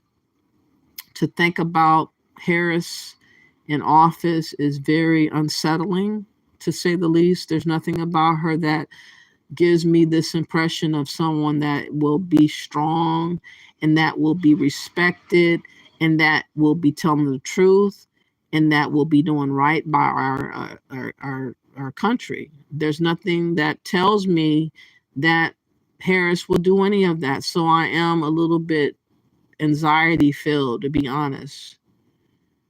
And again, I've never voted for a Republican ever before in my whole entire life, but this is the first time for everything. And the reason being is because that border has to be dealt with, and the people that have come over here illegally, too many of them are not good people. They have to be dealt with. And Johnny Apple Swoop says Harris is not a good candidate. No. And how she was just able to just slip right in without being voted on or anything. Just there. Unbelievable. You said when the Africans put it on record that we are not them and never have been then we can unite. only when respect is understood. That the problem is, Big Chief, too many of them scam. So who could you honestly trust? There's too many of them looking to take from us and leave us with absolutely nothing. So who do you have that you can trust? It's really a hard feat. Kamala Harris, she's not close to fit. No, she's not. We need our real president back. Trump 2024, exactly. Americans, the African country, Ghana, is working with our CBC and NAACP to get our reparations paid to Ghana, not Americans. I know that. That's what I talked about over a year ago. People said that I wasn't well. I was just making shit up. And now look at it. Been on like Kamala Harris politics, they savvy politics for real, Walrus says. Trump 2024, swimmer that lives, Martha Vineyard, Nicole says. This is hilarious. Any policies you can speak of? Also thought you said you stopped voting Democrats since Obama. Your story's slipping. I said I have not stopped. I have not voted since. Let me make a correction. Have not voted since voting for Obama back in 2008. So I have not slipped. I just haven't been inspired to vote any longer. I was going to vote for Trump the last election, but then I got pulled over by a cop right on my way to try to go to the voting place. And it just changed my mind. But I didn't get a chance to vote. I was going to vote for Trump then. But this time, I feel that if I don't vote, it's going to be my fault partly if this country goes to hell in a handbasket. How are they justifying this? What is your argument, Pinky? That's what African Goddess says. And gee, that Dr. Ericana has been talking with them for Ghana. Yeah, she's been talking to a whole slew of people. She was the ambassador. She has an awful lot of numbers, an awful lot of connections. She knows how to get a hold of people. And that's what she's been calling herself doing, is speaking on our behalf. In fact, let me show y'all an example of that. She has been speaking on our behalf, whether we like it or not. And I'm telling the bitch to stop speaking on my behalf. Nobody asked for you to speak for Indigenous Black Americans. Speak for Africans. Speak for your own people. Let them be the ones you speak on. Don't try to deviate and speak on people you know nothing about.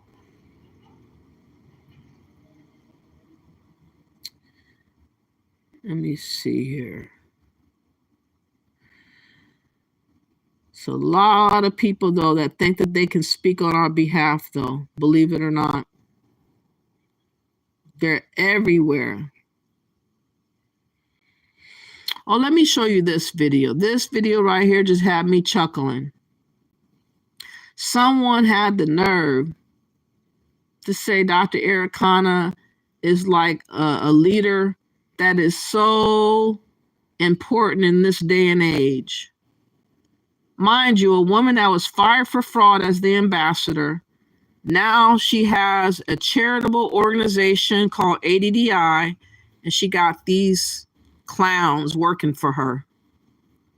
Welcome to the Economic Liberation of Africa podcast. In this video, we will discuss a topic of worldwide historical significance.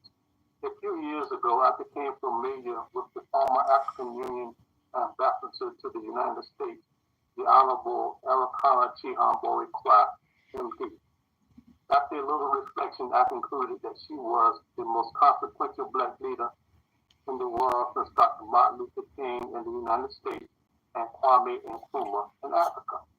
In arriving at my decision, I considered both former Presidents Barack Obama and Nelson Mandela.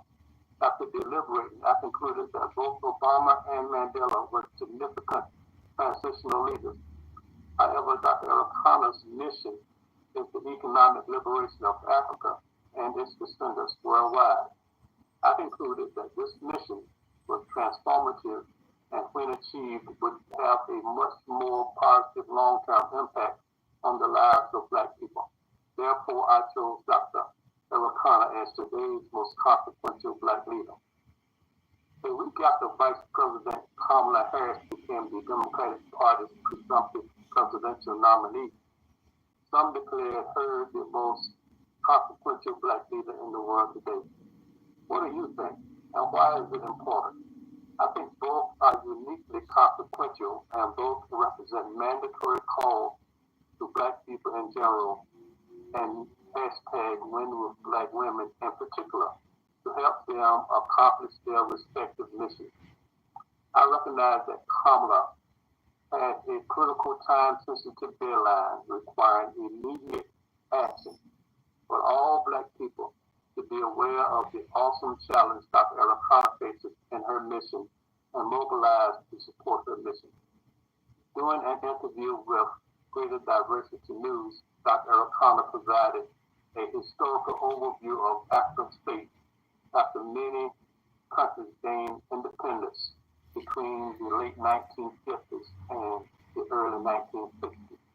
She stressed that African countries were denied economic liberation during this era of independence.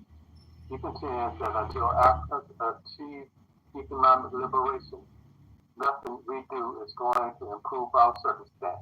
I think the economic liberation of Africa is a subject that's ever discussed. Let's be clear. When the African countries were given their independence between the late 50s and early 60s, one thing that was denied Africans was economic liberation to this day. And until we get our economic liberation, nothing, and I mean nothing we do, is going to improve our circumstances. For us to get our economic liberation back, this moment is calling for unity of purpose. That unity of purpose is only going to be reached when we get that awareness, that moment of clarity and understanding of who we are as a people, and the forces that are working behind the scenes to make sure that we as Black people are kept where they want us to be. We as Black people will continue to be workers and never really enjoy our true economic potential. Africa, the richest continent on earth, must get her economic liberation back. To do so, the children of Africa must unite and first and foremost understand what they have and wake up to the realization that we're the mothers and fathers of humanity.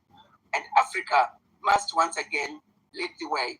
Let's unite as children of Africa, and our economic liberation is a must. We must fight for it through unity of purpose. Thank you. Thank you, Dr. Americana, very much. Can we get one photo up? So that being said, again, if you like what we're talking about. Again, they have put her on a pedestal. She's been very instrumental in talking to various people behind the scenes about what she wants us to do. And this executive order, I don't believe that Biden and Harrison thought of it on their own. I think that they had help. I think that she's been talking this talk since 2017 up until now and continuing on. And it just doesn't seem to slow down. And again, nobody seems to care about what we want.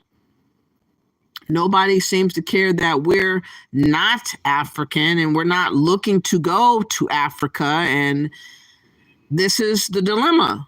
This is what we got going on. Let me see what you guys are saying in the chat room. I hope that you guys are having a wonderful day today. Today is Monday. I almost forgot it was Monday. I was about to say Tuesday. But anyways, let me see what you guys are saying in the chat room.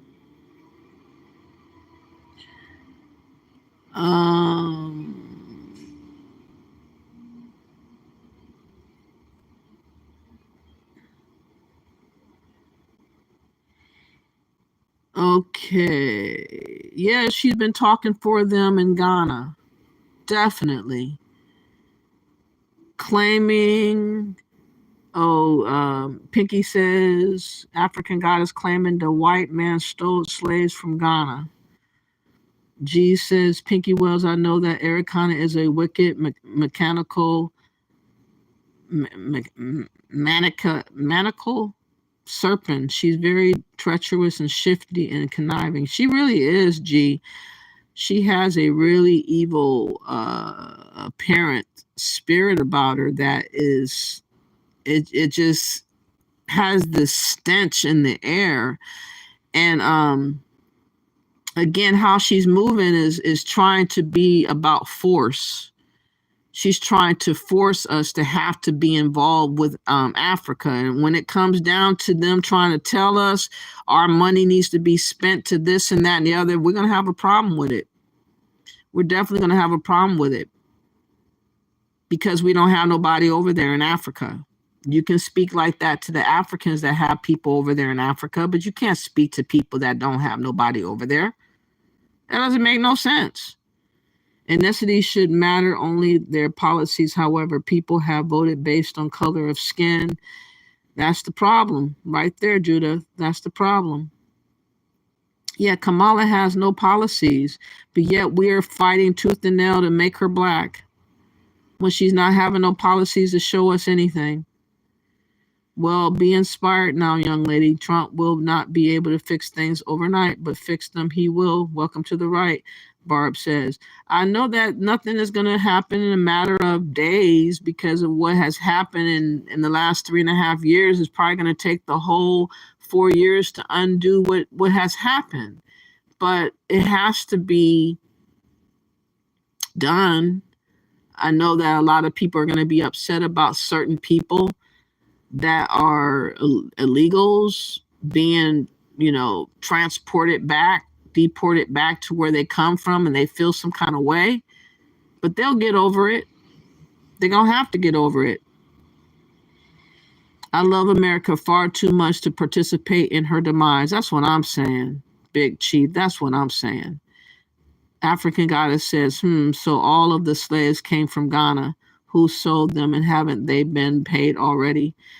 Like I say, my story is this. If my ancestor, whomever that may be, comes from Africa and was severed ties, you're not getting back with the ties of that.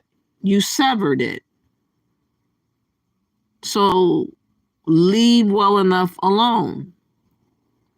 I am my ancestors, and I'm not giving up their dignity to somehow join forces with corrupt people of Africa to prove a point. For what? It's not benefiting me. Doesn't make sense. LOL already held. Tweakers running rampant out here. Price of damn near everything doubled in the last 10 years, Jonathan says. I know. I went shopping the other day. I thought $60 would do a couple of bags. It barely got a couple of bags. And it was like I had to check over the receipt a couple of times to make it make sense. I just don't get it now. Everything is so high. Nicole says she doesn't have people. She changed her voice when it suits her.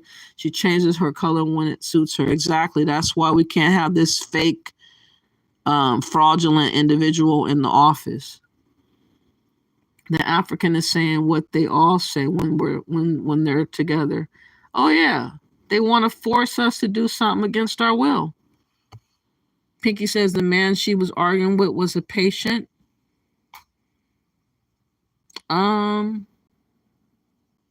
Who are you talking about?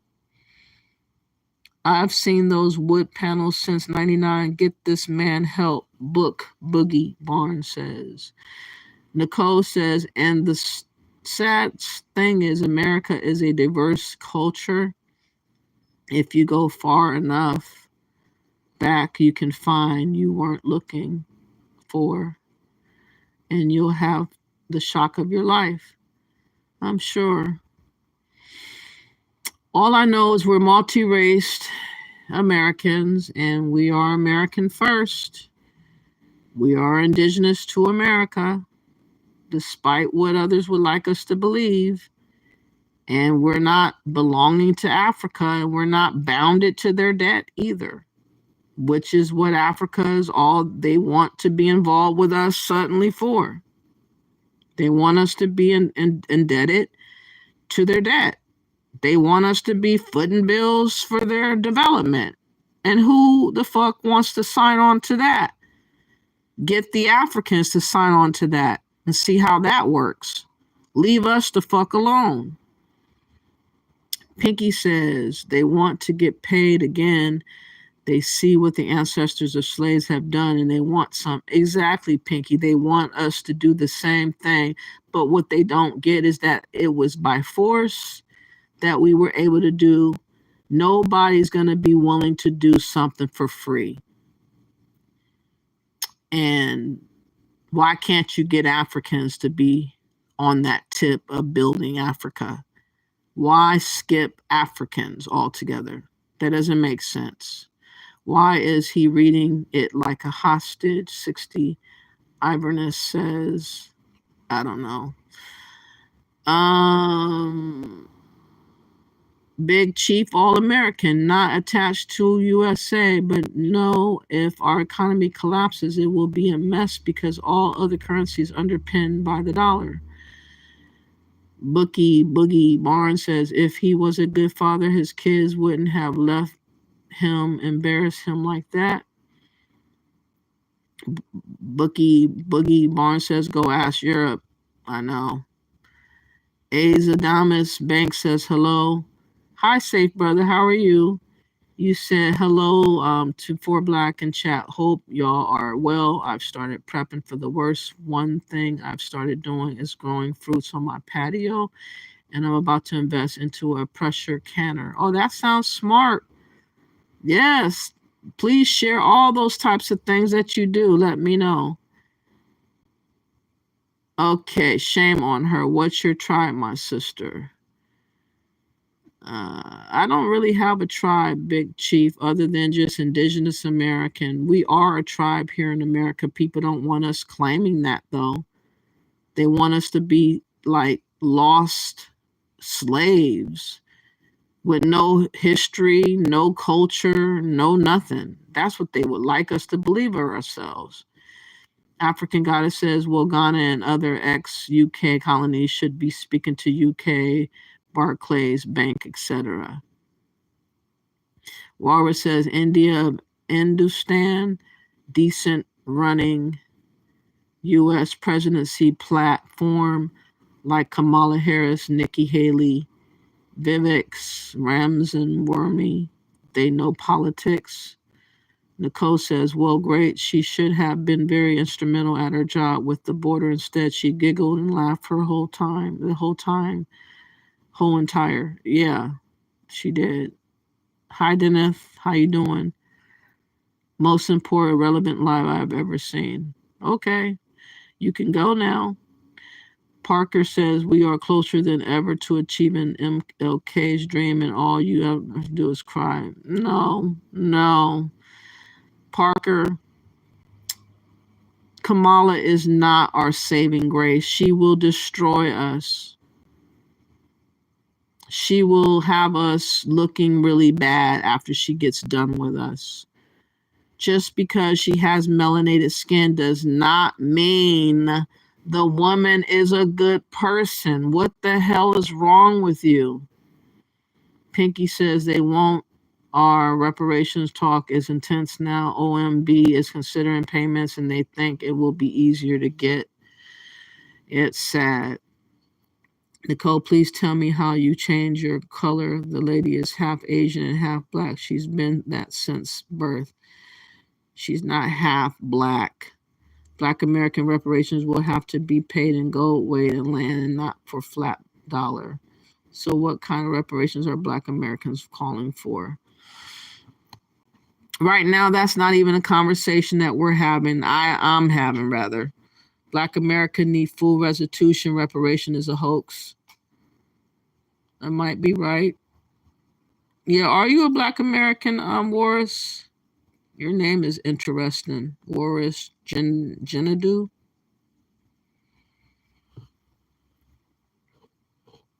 This is hilarious. You're lost, worried about Kamala's race like y'all aren't racist.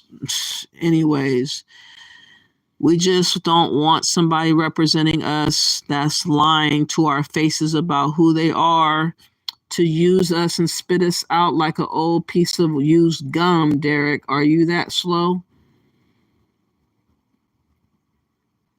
Indigenous person, practical citizen. What are Kamala policies? She has not said. She stole one of Trump's policies. Trump said, hey, for people that get tips, you won't get taxed on your tips. Then suddenly Kamala's coming out saying the same damn thing, stealing Trump's ideas.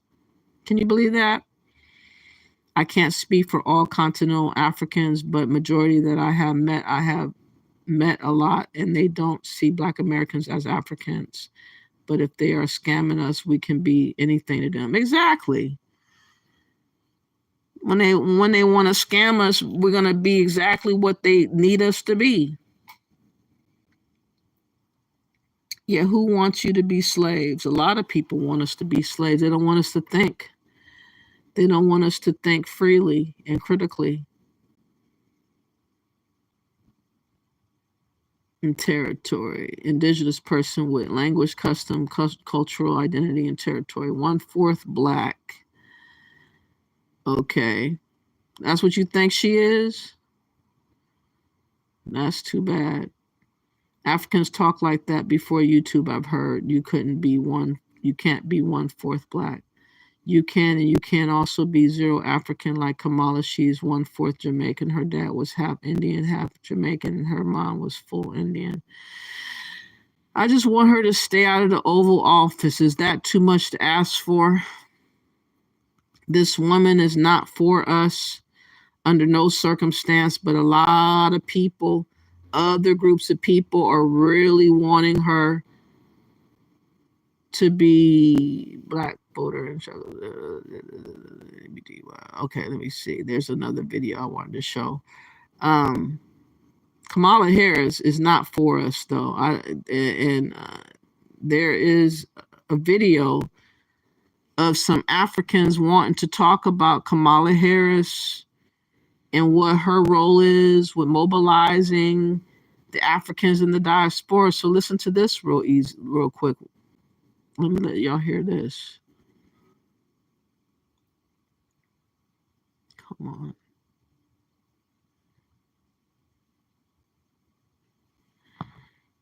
All right, so this is something they're working on.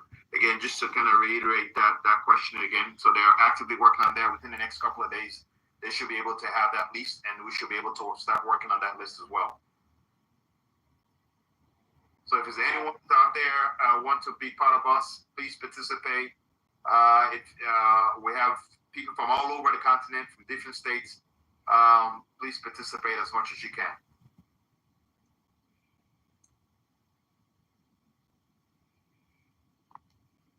All right, so let's go to the rest of our committee members. So if you're willing, because not always, not everybody always wants to talk, but we have a great committee of people, and so I will leave it open to give us some words of wisdom. Who wants to give us some words of wisdom? Kamala? Well, I always have something to say because I'm a media person. I'm going about educating. Yeah, I never miss the opportunity to share something. Because I want to thank you, Fatmata, with Dr. Sharif. Through Dr. Sharif, I got on board because I wanted to do my own, and then it's better for us to do it together. And first of all, I want to say that I've been receiving a lot of texts from people that say they did not receive the invite. So maybe they're not aware that, I think we sent the Zoom information to everyone that registered the last time. So please, for you out there, always check your email. This is a weekly thing. So I'm really I feel really good that people even reached out to say, oh, is the meeting going on? And I've been sharing the link, and that really makes me feel good because I really wanted to reiterate the fact that we should take this as a personal responsibility. We should not wait for someone to, to act like it's my thing. It's not my thing. It's not Fatmata's thing. It's not Dr. Sharif's thing. It's none of our thing. This is about us. Let us make this special commitment, just like we do our daily chores, that this is one thing that for once we are gathered. That's really what I wanted to share, because like Representative of Oye, Dr. Owolo, said, if you are not sitting at the table, you are on the menu. I said this last time. There are lots of people, and I see some people on this call. I've been checking the list of participants, and I've seen some really important names. I've seen the representative of NAPAC. They've been doing this, Nigerian Action Pack. I don't want to call her name because I don't know how much she wants to get involved, but she knows herself. So I know that she can bring a ton of resources. She can really engage the Nigerian diaspora because they've been doing this, and I've seen other community leaders. I know a lot of community leaders who really are people that are dynamic, and it's really encouraging to see Africans in the diaspora getting engaged in the political process. I personally am not a political mind, but I like media because media helps us educate ourselves. It helps shape mindsets. It helps my own way of contributing. So I will do anything possible. Mind you, this woman is the wife of somebody that is part owner of the Adua coin, a coin that Dr. Ericana promoted years ago, a cryptocurrency. So this platform right here is suggesting that they are here to mobilize with Kamala Harris, Africans in the diaspora for Kamala Harris mobilizing meeting. So this is supposed to be in talks for Kamala Harris in efforts to support the agenda for Africa. And so this is what this conversation is about. But this lady is in media, but I'll show you in another light because she is with the Adua coin, a cryptocurrency that Dr. Ericana also has promoted not that long ago, maybe 2-3 years ago. Make this a success, and I want it to be nice for everybody. As a matter of fact, for the donations, please, doesn't matter if you have $1. I'll tell you something. My dad, last time he lives with me, he said, Big Mommy, because Africa, I'm grandmother, even though it's my dad, but I'm named after my mother. So it's like, Grandma, please, I need to make my own contribution for Kamala Harris. That really touched my heart. I did not make that contribution for him. He had this little amount that he wanted to put. I said, Daddy, there is a spot there for people that, for if you don't want to go with the amount that is stated at the top, everyone should know there is a spot there for you to make that personal contribution. If it's $5, $10, $15, whatever you have. My appeal to you, be a part of the movement. Don't sit back. Africans need to make a statement. Like Dr. Sharif and Fatmata have said, this will help us be counted. And tomorrow, when we have issues, they will know that the African participated. Politics is a personal game like someone said a few minutes ago. If we are not engaged, yes, they're there to serve everybody, but probably you want to serve people that supported you. Now we can have a voice. That's where that voice comes in. Someone called me the other day saying they had a situation, and I said, who's your congressman? Who's your city council person? Who's your mayor? You have to know these things. So this forum, as we said, is not just going to be for now. We're hoping that we can expand this so that it will be a place of educating. So all of us, I belong to African women for Kamala Harris. I belong to Africans in for Kamala, and now I am in Africans in the diaspora. You can belong to all these groups. There's nothing wrong with that. But I'm hoping that this one that we're having, because we're not having the same dialogue on the other platforms. So this can be the platform where you come to get educated, where you come with questions, where you come with concerns, so that we can be able to answer them. Listen, our sister Fatmata, she's Esquire. She's an attorney. So if you have questions, she can help you, tell you how we are going to benefit from a Kamala Wars administration. What is out there, what's not working for us, and I know that we'll be having sessions where we'll break down some of the propositions that will be coming up that they represent our interest, so we don't vote against our own interest. So thank you all for coming, and I'm really happy to see some repeat offenders as participants. Thank you. Thank you And so the much. same woman that you just saw right here, this is Dr. Irikana promoting the Ottawa coin, and she's interviewing her. And I remember her saying, like, on another video, that she's married to one of the owners of the Ottawa coin. We can pool funds together. When a dual coin becomes like the Bitcoin, that is huge. And it's ours. It is ours. Because you see, our money doesn't even last a day in our community. This is one way of shifting from the Bitcoin to a dual coin. Or The from money our stays local currencies that can't even go to the next neighborhood. You can't take your Naira to Ghana. You can't take your CDs to Cameroon. Can you imagine?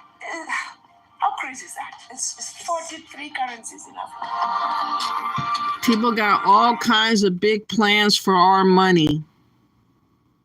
That's the point. Everybody has suggestions for our money. Everybody got suggestions for what we're supposed to do, how we're supposed to move, how we're supposed to be. People are doing executive orders to try to force engagement with Africans, again, against our will, for the ones that don't know nothing about Africa nor care to know anything about Africa. And it just goes to show you who are the people that have been in the ears of Kamala Harris, Biden, and others. I'll give you one hint. It's this woman right here. Welcome to African Heroes, where we bring you inspirational and motivational speeches from our heroes.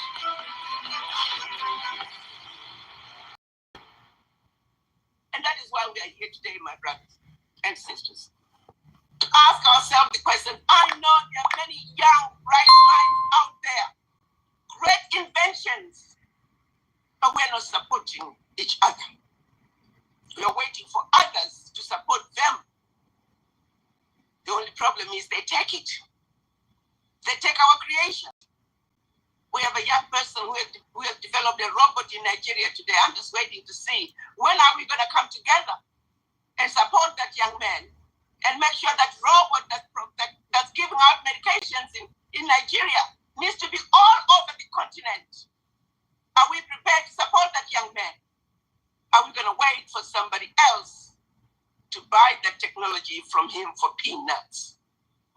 That's why we are here today, my brothers and sisters. We have two of our very own that have come up with great ideas that must be shared. A month ago, we brought to you another young man, a medical doctor, but also an IT guru, who spent the past 10 years working on a platform that is now calling Social Africa. There are many of you doing similar platforms. They have similar platforms that we don't know about you. We haven't heard about you. And that's why you're going to be taken advantage of. Well, we brought you Social Africa. The choice is yours. Do you want to continue with WhatsApp? Or are you going to support one of your own? The choice is yours. Ours is to say, guess what? This is what one of your brothers is doing. We hope you will support him. Our own platform. You see, the Chinese have their own. The Indians have their own. Why can't we have our own as Africans? Between the Africans on the continents and the Africans in the diaspora, you're looking at about 1.7 billion people. Why can't we support that which we begin? This is what ADGR is saying. We got some of the brightest minds out there, and we must support them. And the healing that I'm talking about, it starts with you telling yourself, I know I can support Brother Otis of Social Africa. I know I can support Brother Abu of the Cybersecurity Academy. I know we can support the Odusu coin and many others that are coming up. All we gotta do is believe in ourselves and in each other. Are we all going to be perfect? Absolutely not. But just because there are a few among us who may not do the right thing doesn't mean we should all abandon And there'll be plenty of y'all that won't do the right thing, beginning with you, Ericana. The concept of coming together, the spirit of Ubuntu. No, that's who we are from the beginning. We worked together. We believed in each other. We understood the importance of unity. What happened to us, my brothers and sisters, my children, some of you? What happened to us? Let's stop the insanity. And this is where we come together to say no more Albert Einstein's definition of insanity, doing the same thing over and over and expecting a different result. This is a new day. And our Africa is calling. So today, you're going to be hearing from two of our very own. They're going to be sharing with you bright ideas. And I hope all of you, by the time we finish this program, will make a commitment to support them. And I hope for those of you who are listening out there, if you got an idea that you need to share with your brothers and sisters, please bring it on. We want to share it. This is time for Africa, my brothers and sisters. This moment is our moment. We must come together. We don't have a choice. Plain and simple. So if your little mind is trying to tell you that you can't believe in anything a black person does, go back and talk to that image in the mirror. Go back and remind yourself what you're going to tell your children 20 years from now. When they ask you, grandmother, grandpa, what did you do about the problems of black people? What did you do about the problems of Africa? Are you willing to say, well, grandson, granddaughter, we did nothing, really? With everything you know and everything that we are capable of doing when we come together, it will be shameful, completely shameful. I would hope that we will be the generation that will put an end to this insanity. May this deliberation give us the results that we need. And may we all make a commitment, embark on a journey of self-healing and self-discovery. That process starts with the conversation with the image in the mirror. Thank you, Brother Jote. I'm looking forward to this wonderful program. After this video, your life is never going to be the same. So I need you to stop whatever you're doing. This wonderful program. A very short clip that really tells you what Odua coin and blockchain networks is all about. And then Mr. Bright will get into his presentation. So I'm just going to quickly share my screen, which you all should be able to see. The lady that you saw on the last video before Ericana was that's her husband right here, the one I was talking about, Kamala, and like raising money for her, saying Kamala for Africans. This is her husband, according to what she said on an interview a few years ago. I caught it. So he is the co-author of the Odua coin alongside of this guy by the name of Bright. And this is what Ericana was advocating for. A lot of things she's been advocating for us to be putting our trust in her ADDI, signing up, signing on, giving up your information, giving up donations, trying to do cryptocurrency, and a number of other schemes that she's been trying to get us to go specifically do.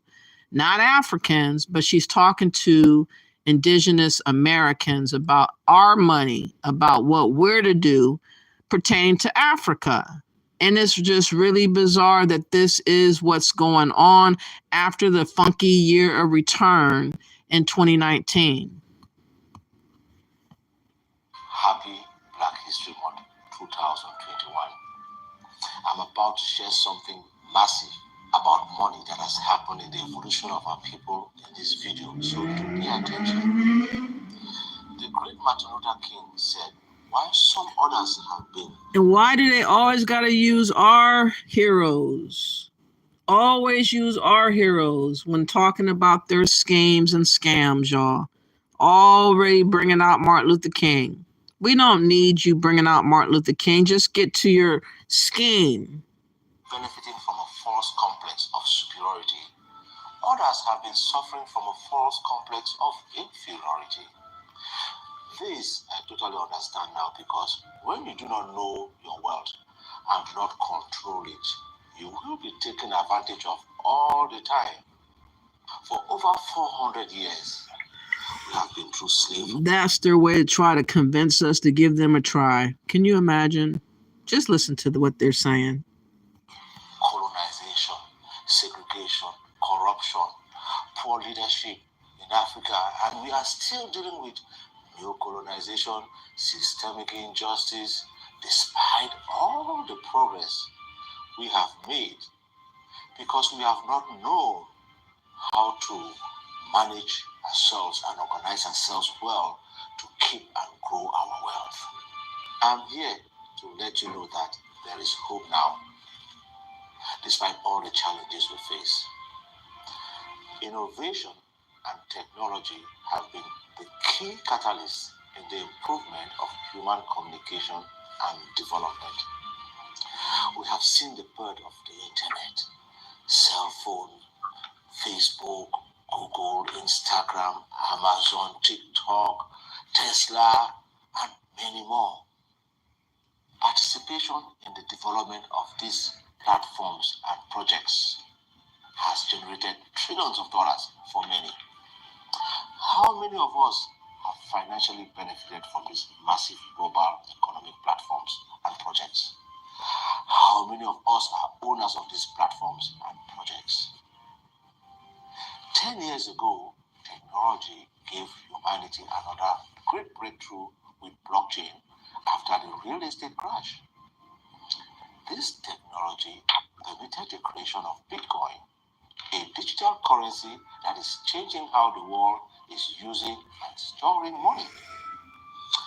Again, this is just one of the schemes in which was endorsed and advocated by Dr. Eric Hanna. It's not a figment of my imagination, Slim. It's actually what had happened.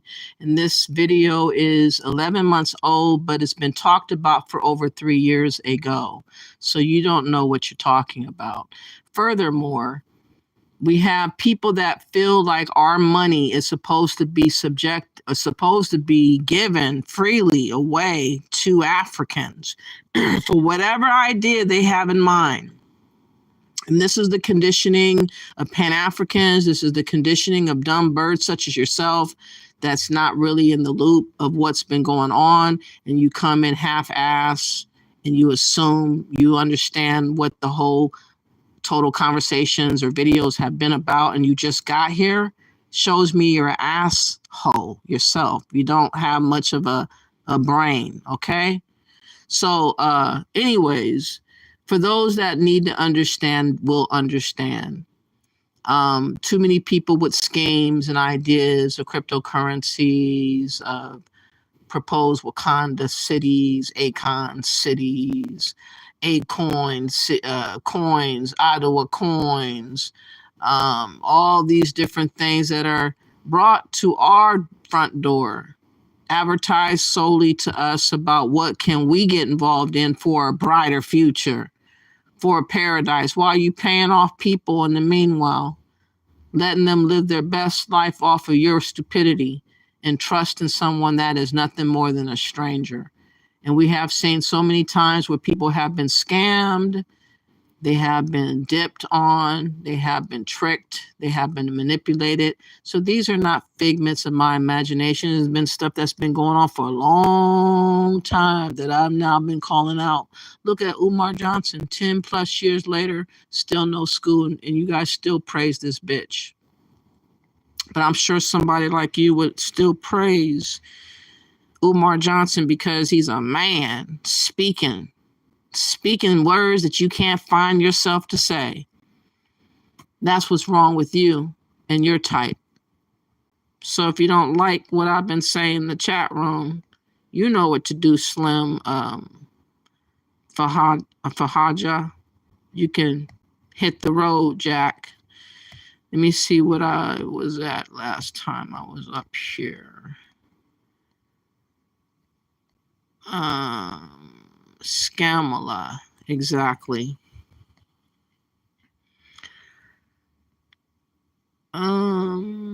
You said I'm white. I'm paying for tanks, roads, everything to squash the beef. I say, yeah, let's pay the reservations and be done. Squared up.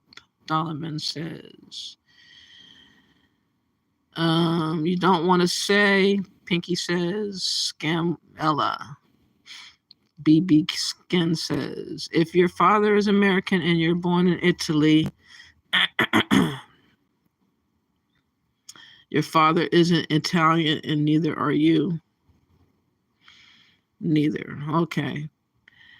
Want a full restitution backed by intrinsic currency, land, gold, precious species. Okay. Kamala Black Harris. No, sorry. Kamala Fraud Harris. She's a scam. She's out here fooling the most ignorant bunch of y'all, though. That's the true slippery Porto. And it's sad because we have all the evidence right in front of your face. You can casually see this person in the crowd. You would not depict her as being a Black American at all. But yet y'all want to play dumb and let her manipulate you and use you like a hoe. That's what they do to hoes, y'all. Y'all gonna let her treat you like a hoe and then just kick you to the curb after she gets done using you? That's where this is going. For all you stupid people that's not listening and not understanding. Like I said, I'm not worshiping no damn Kamala Harris. And for y'all that's doing that based on the fact that she's a woman or that she has melanated something, you guys are foolish. Do you guys even know God? Do you worship him? What do y'all do about God since you ran off into the sunset with Kamala's ass? What y'all been doing? What's going on? Yes, Trump 24. Yerkel, shrunk, or schnick. Prefer not, but I stand for Black, Indigenous, American birthrights and identity self-determination. Yeah, I do too. I do too. Americans are sometimes easy to sway, Pinky says. It's unfortunate. I would think that we would be like pit bulls on the matter. I wish y'all had the mentality of a strong-minded pit bull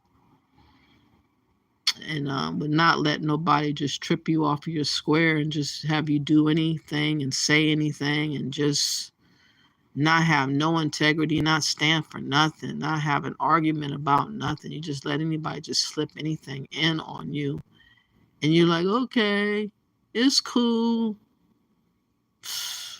It's embarrassing. There's a lot of people that have a lot of pride about themselves and self-worth and all of that. And you see it, the attitudes, the arrogance. And then when it comes to us, we just somehow tapped out. A lot of y'all have tapped the fuck out. Letting a Kamala Harris come in and pretend to be us. And y'all think that shit is cute?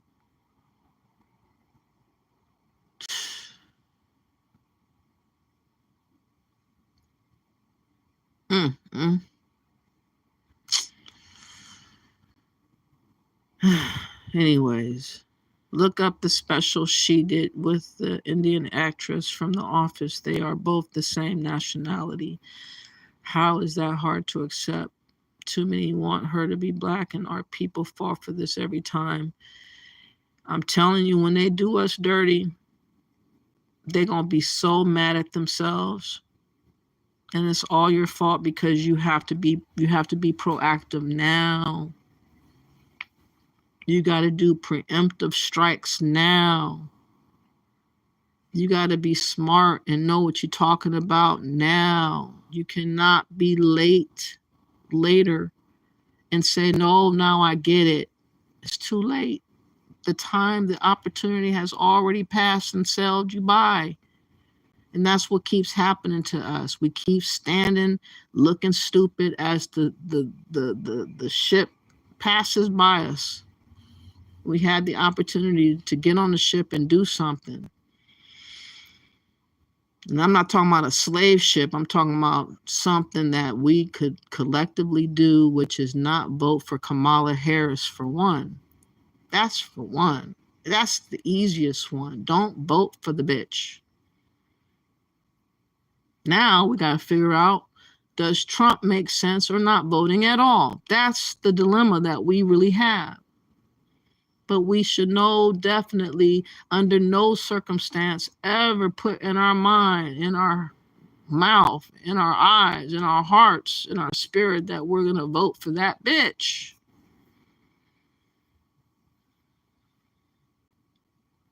What has she done for black people, really?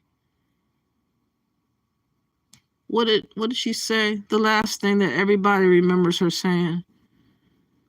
Let's look at it again. All we got is reminders of, I'm not doing nothing for you guys. I'm not doing nothing for you motherfuckers. I'm not doing nothing for you. Do you support reparations for black people? Well, listen. Again, we had over 200 years of slavery. We had Jim Crow for almost a century. We had legalized discrimination, segregation, and now we have segregation and discrimination that is not legal but still exists and is a barrier to progress. We have disparities around housing. We have disparities around... But we're going to let her be a black American. Y'all are fools. She is not us. Not even a little bit. She gonna turn on us this first chance she gets. She gonna turn her back on us the first opportunity that she gets. Peep game. Education. We have disparities around income. And we have to recognize that everybody did not start out on an equal footing in this country. And in particular, black people have not. And so we have got to recognize that and do something about that. So when you talk about black people, that makes you black? Is that a new thing? If you talk about a black person, that makes you black. That's interesting. So what she talked black? So what she talked to someone black? That does not make her a black American. That makes her what her mama is and what her daddy is. And what her daddy is half Irish and half Hindu or whatever, Indian, and her mom is Indian. That's what she is. He so happened to be born in Jamaica, though. So what? Stop letting the lie become the truth, y'all. Give folks a lift up. That's why, for example, I'm proposing the Lift Act. Give people who are making $100,000 or less as a family a tax credit, which will benefit and uplift 60% of black families who are in poverty.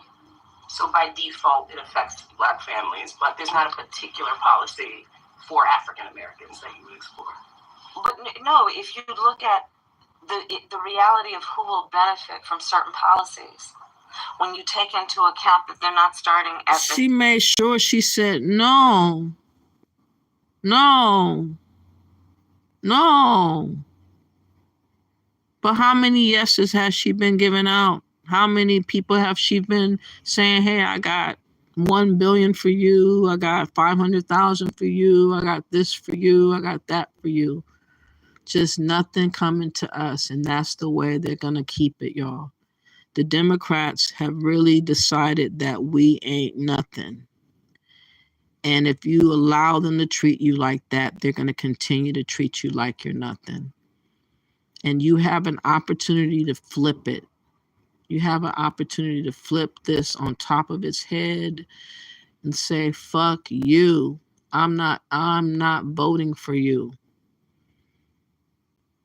You have an opportunity to come out, all of y'all that have not been coming out, to come out and turn this shit around. Get rid of this god awful individual that does not give a damn about you. At the same place, and they're not starting on equal footing. It will directly benefit Black children, Black families, Black homeowners, because the disparities are so significant. So if we focus on the specific issues that have resulted in the greatest disparities. When has she focused on anything as a vice president other than Africa? Other than this engagement executive order, other than going to Africa talking about gay rights, other than going to Africa and talking about we have this bond. That's all the conversations she's been having. She has not been having no conversations with us, Indigenous Americans, whatsoever. She totally is disregarding us as a people. She's choosing to ignore us and treat us like we ain't shit and nobody and nothing. And you people want to vote for her. And we understand that that's part of why we're doing it. Listen, the reality also is this. Any policy that will benefit Black people will benefit all of society. Let's be clear about that. Let's really be clear about that. So I'm not going to sit here and say I'm going to do something that's only going to benefit Black people. No, because whatever benefits that Black family will benefit that community. And she's been saying no for a very, very long time. And she's been showcasing that she's consistent with her no. Are y'all going to really get to the understanding that she just does not have no concern, and she does possibly have disdain for us? Talking to Ghana, talking to Africa, talking about engagement with Africa, forcing us to engage with Africa. That's the type of rapport she has decided to take up with us with an executive order, and y'all don't have no problem about that thing right there. I didn't know about this executive order until the last 3-4 months or so, something like that. But now that I know, it's quite disturbing and very frustrating and upsetting, to say the least.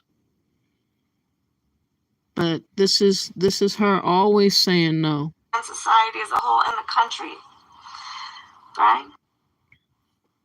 She's always going to say no. And y'all always going to still find excuses to pick her in the midst of it not making sense.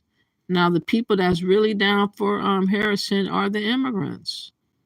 Those are the ones that's riding for her, as you can tell. I showed you that video of that lady talking about she's for Kamala. All immigrants are for Kamala, and immigrants, illegal ones especially, are anti-American. It's anti-American. So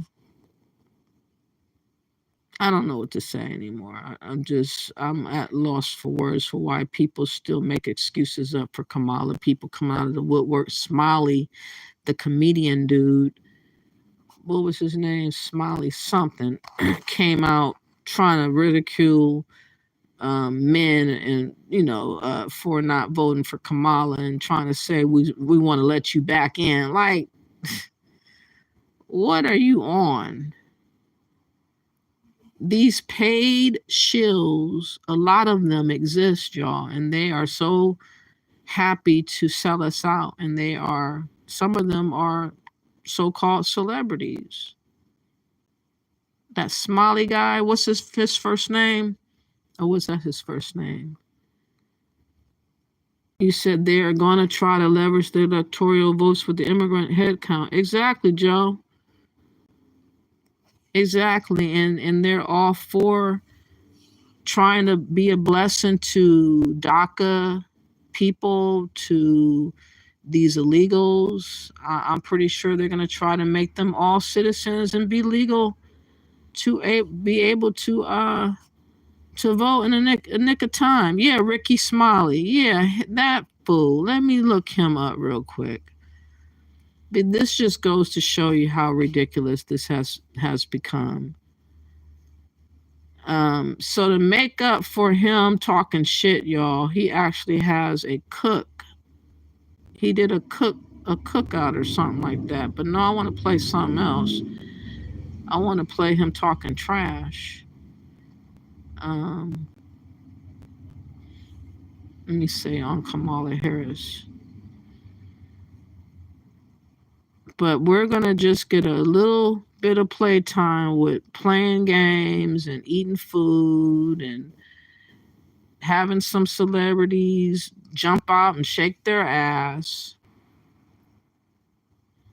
And we're just going to be in the same position we've always been. It's just unbelievable. And I'm trying my best not to get so upset, but it does make me feel like having a headache. It is, I just don't understand why we have so many stupid people in our community.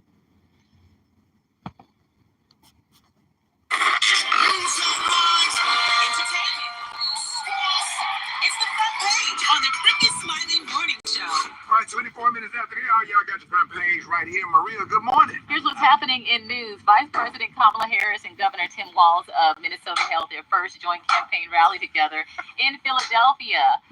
Kamala Harris praised Walz going down his list of titles from coach to congressman and even military veteran. She ended his introduction, Ricky, saying, and in 91 days, the nation will know Coach Walz by another name, Vice President of the United States. Are you excited about Tim Walz? I already know the answer to that question. Always.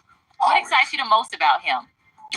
Just that he's just a regular, like he reminds you of your high school principal. He reminds you of your high school football coach, and he was a football coach that led his team to a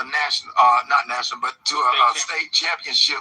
And he is just awesome. He's for the people. He stands up for women's rights, and he's a popular governor in the great state of Minnesota, which Trump won in 2000. He's another one that believes in open borders. He's another one that believes in sanctuary cities. He made mention about if a wall was built, he would get a ladder to be able to climb over the wall, to help climb over the wall. So this is the vice president wannabe who is down for whatever when it comes to immigrants and illegals. This is what Harris has linked up to. So this is telling you what is coming and what's going to happen. And it's just not going to be pretty, y'all. 2016, that state was picked off by Joe Biden, and I think we'll definitely get his state and the state of Pennsylvania as well. Either one of those governors would have been a great choice for Kamala Harris. I'm just sick of the black people on the internet talking about I'm not with her. Okay, so if you're not with her, that means you with Trump. Y'all need to block every last one of their asses on Facebook and on Instagram and social media. We can be with whoever the fuck we want to be with. Who are you to try to tell us anything? What is wrong with these people thinking that they can just pimp and punk and bully? This shit is wicked right here, that these effeminate men are coming out the woodwork talking shit to us. Like, you as a feminine man, you're not telling me shit. The fuck wrong with you? The fuck wrong with you? Like, that's just garbage. Yeah. It's just garbage. Everybody got to find. Yeah. Can't agree on a damn bucket of chicken. One person want a hot dog. I always complain. Black folks get on my damn nerves, man. What? Again, lowering us to like being very slow and stupid. Talking about a bucket of chicken. This is what we got going on, though. And these types of people should be canceled. We should be like, well, we're not supporting your ass no more. We unsubscribe and we're going to show your ass for supporting that bitch. the other way around. But no, we won't show these people any lessons. We're going to let them live and breathe and talk shit and bully us and make some of this shit really work for some of the people that would allow him to influence them instead of putting him in check. Why everybody making all these celebrities making all these videos going off on Kamala Harris and stuff, and then the black men, Kamala Harris didn't prosecute you and treated you bad in court. I got treated bad in court too, but I'm with her because a vote for her. If you sit at home and you don't support her, you're definitely supporting Donald Trump. You can vote for who you want to, but don't be trying to encourage other people and sit up there and put bad stuff. I can do whatever the hell I'm gonna do. Like I say, in my opinion, the border is the most important. Kamala Harris does not have a heart for black people. She has disdain for us. She's gonna show us better than she can tell us. And we need to protect ourselves while we have the opportunity right now to vote against her. To vote against her. The same energy for Donald Trump. Yeah. Well, you know what I'm saying? I'm just like, don't vote for him. It is what it is. They're not even doing, y'all not even out here doing real research. To look at her record. If you do the research or whatever, stop believing everything you read and do real research, you can see what her record is. You can see what she have done. I think you can Google what have Kamala Harris done for the black community. Or things that black people. She hasn't done a damn thing. We all know that. She hasn't done a damn thing but just smiled and laughed. That's it. What she do for the border czar this go around? Left it wide open. And now she's campaigning around like nothing is going on wrong. And this is what we got to go with. We don't have to select this bitch. No, we don't have to. We can say hell to the no. Next. Next. Benefit from a lot. We need to stand with her. Yes. We need to stand with her. She's great. She will make a great president. And what a blessing to be living in the time where a black woman can become president. She's not a black woman. And this is so sad. Like I said, these effeminate sellouts, boule types, don't have no integrity whatsoever and trying to get us to be foolish. They get a little piece of the pie and they have us just destroy our future and go along with a bitch that's never ever going to care about you like that. As proven time and time again, she does not care. But here he goes. Of the United States of America, in our time, we get a black man and a black woman become president. That's unheard of. Come on, stop it. Be on the right side of history. Be on the right side of history. That's so. It's just the Amber Rose and everybody got all these videos and stuff, and talking about Kamala Harris talking out of both sides of her. How would you say something so disrespectful? Even if you felt that way, I wouldn't dare make a video or say nothing like that to the vice president of the United States of America that's trying to stand up and that's going to possibly pick 2 United States Supreme Court justices or whatever to try to keep the laws in place that Thurgood Marshall and all of the people that have paved the way and try to redo and get back into some of this settled law, women's rights to choose your voting rights, and Brown versus the Board of Education. Do your homework, black people. Hold on, let me just tell you something right here that could be very historic, and Kay pointed this out to me. If Kamala Harris is elected, she would be sworn in. She could be sworn in MLK Day by the first black Supreme and Court, possibly by Ketanji Brown Jackson. Wow. Does that not give you chills? Stop it. Does that not send? No, that does not give me chills at all. That really makes me upset even more. I hope that you guys would not allow Ricky Smiley or anybody else punk you out of your better judgment. Again, we need people that's for us, and seemingly right now it doesn't appear that anyone is for us, but we have a lot of people such as G.L. Hughley, Ricky Smiley, and all these other characters that are coming out of the woodworks, speaking up for Kamala Harris and to no benefit whatsoever to us. She's given her allegiance to who she's gonna be fucking with, and it ain't us. It's everybody else but us. Just like Biden, everybody else but us. I hope that we will like the video, share the video, and just be serious for once. And stop letting people just, trip you out of your own mind. We don't need no more symbolism. That's true, Pinky Wells. We don't need no more symbolism. What we need that for? This is crazy. Anyways, I didn't want to be on here too late. I'm sorry. I guess I can read a few messages before I go. Let me see. Cindy, you're competent and our wisdom may confuse you. See such a witch, James says. That's what I say. And Pinky says 2024 Trump or Tramp, your choice.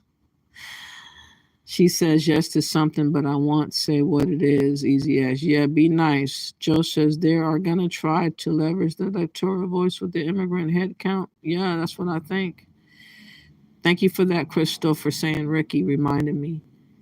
Sounds like a bribe to me. Okay. Warris says, which Somalia talking of the one in MN or who? Pinky says, if you want to know what America will look like with another anchor baby in our White House, come to California, San Francisco, Los Angeles area.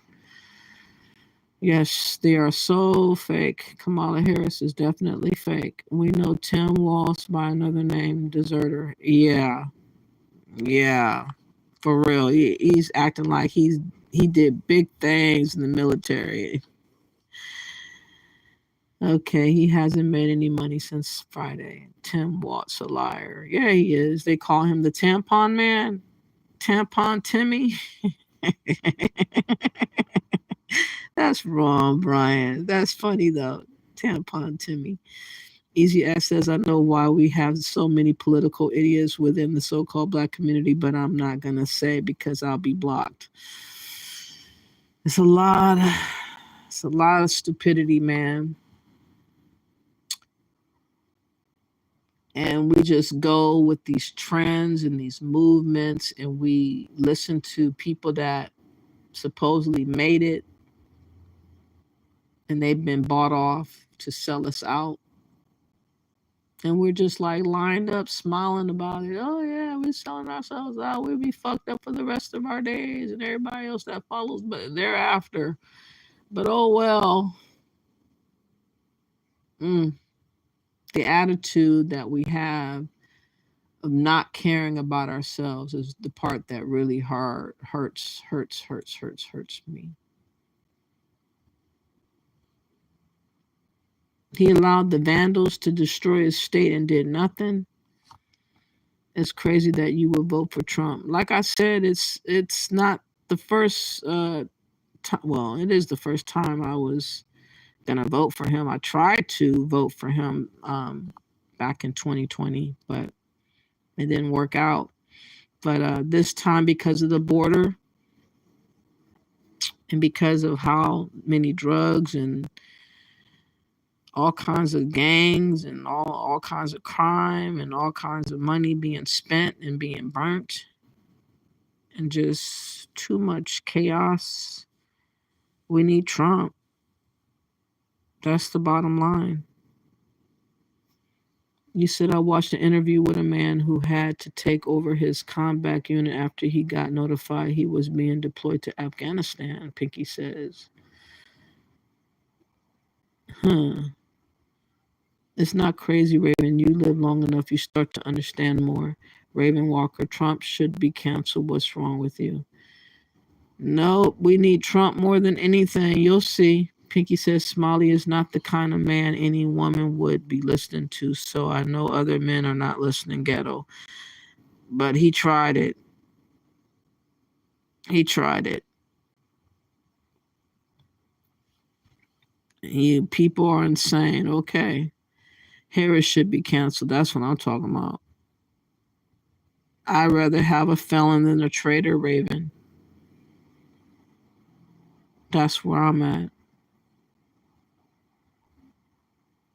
Okay, for those that vote for Kamala, I'm just going to pray for you. You're voting for an open border. You're voting for more illegals. You're voting for other people to steal your vote from you that are illegals.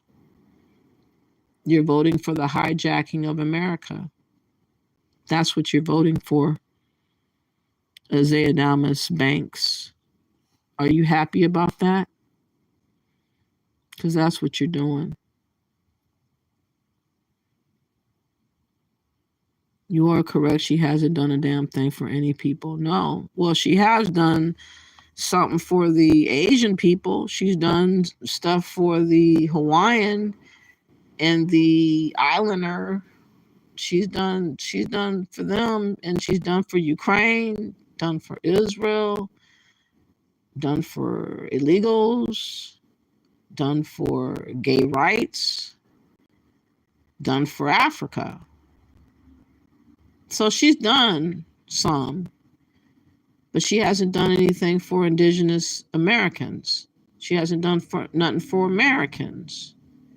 And she's not planning on doing anything for Americans. If y'all don't get that, I don't know what to say. Yep, she's not black. Can anyone see Kamala in negotiations with Putin? I could never. And Reverend Jerome says, and Trump's track record reads, he was president before. At least he managed to be there for 4 years. You said that she's full Indian. She's even admitted it during a cooking show years ago. That's what I think. With a little bit of white. The last 3 years are what you're going to get with Harris. High energy, high housing, high food prices, etc. That don't sound good. And open borders. Can you tell what Kamala has done? Exactly, Pinky. Tell us, Braven.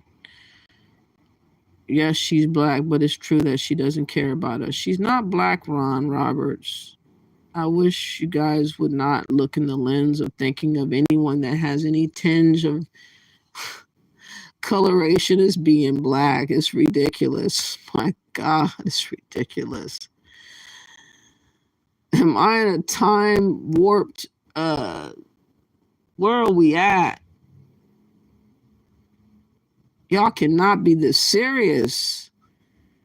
He was president of the U.S. He does have a track record. I'm still waiting on why I should have even considered her. I wouldn't consider her under no circumstance.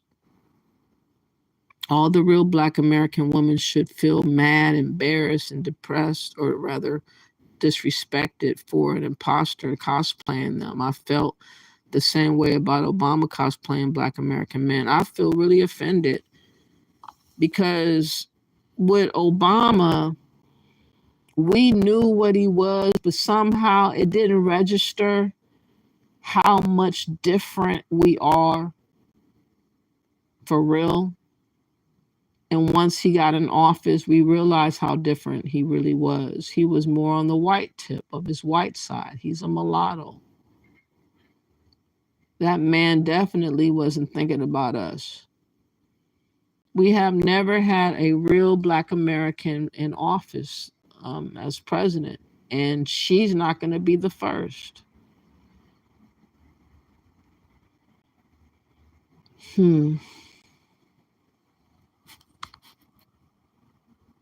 Let your voice rest. I will. Americans aren't black. Native Americans are indigenous persons. The first Americans were indigenous.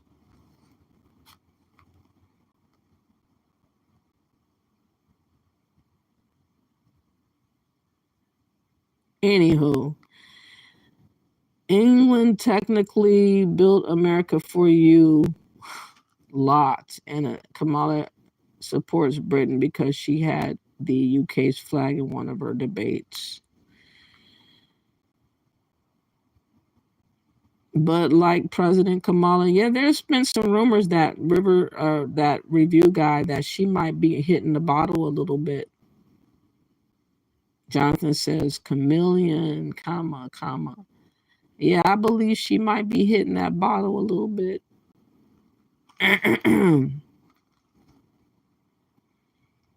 Anyways, I appreciate everybody for coming out. I hope that this will be shared. I hope that this video would be liked, and I hope that you guys would subscribe to my channel. Again, the only thing that Kamala cares about is her people first. Then what Biden's administration was thought to be important: Israel, Ukraine, and then it's going to be, of course, the illegals. That's going to be her babies and DACA and all that. And then, of course, if Africa has any say, as they're trying to have say, Pan-African, and her sway into the thought process of Pan-Africanism, again, anti-Black American. Everything has been always geared towards anti-Black American. And if you are voting for Kamala, you're anti-Black American. And you're anti-American overall. That's the truth. So thank y'all for coming back through. Please come back another time and have a great evening or a great afternoon. Bless up.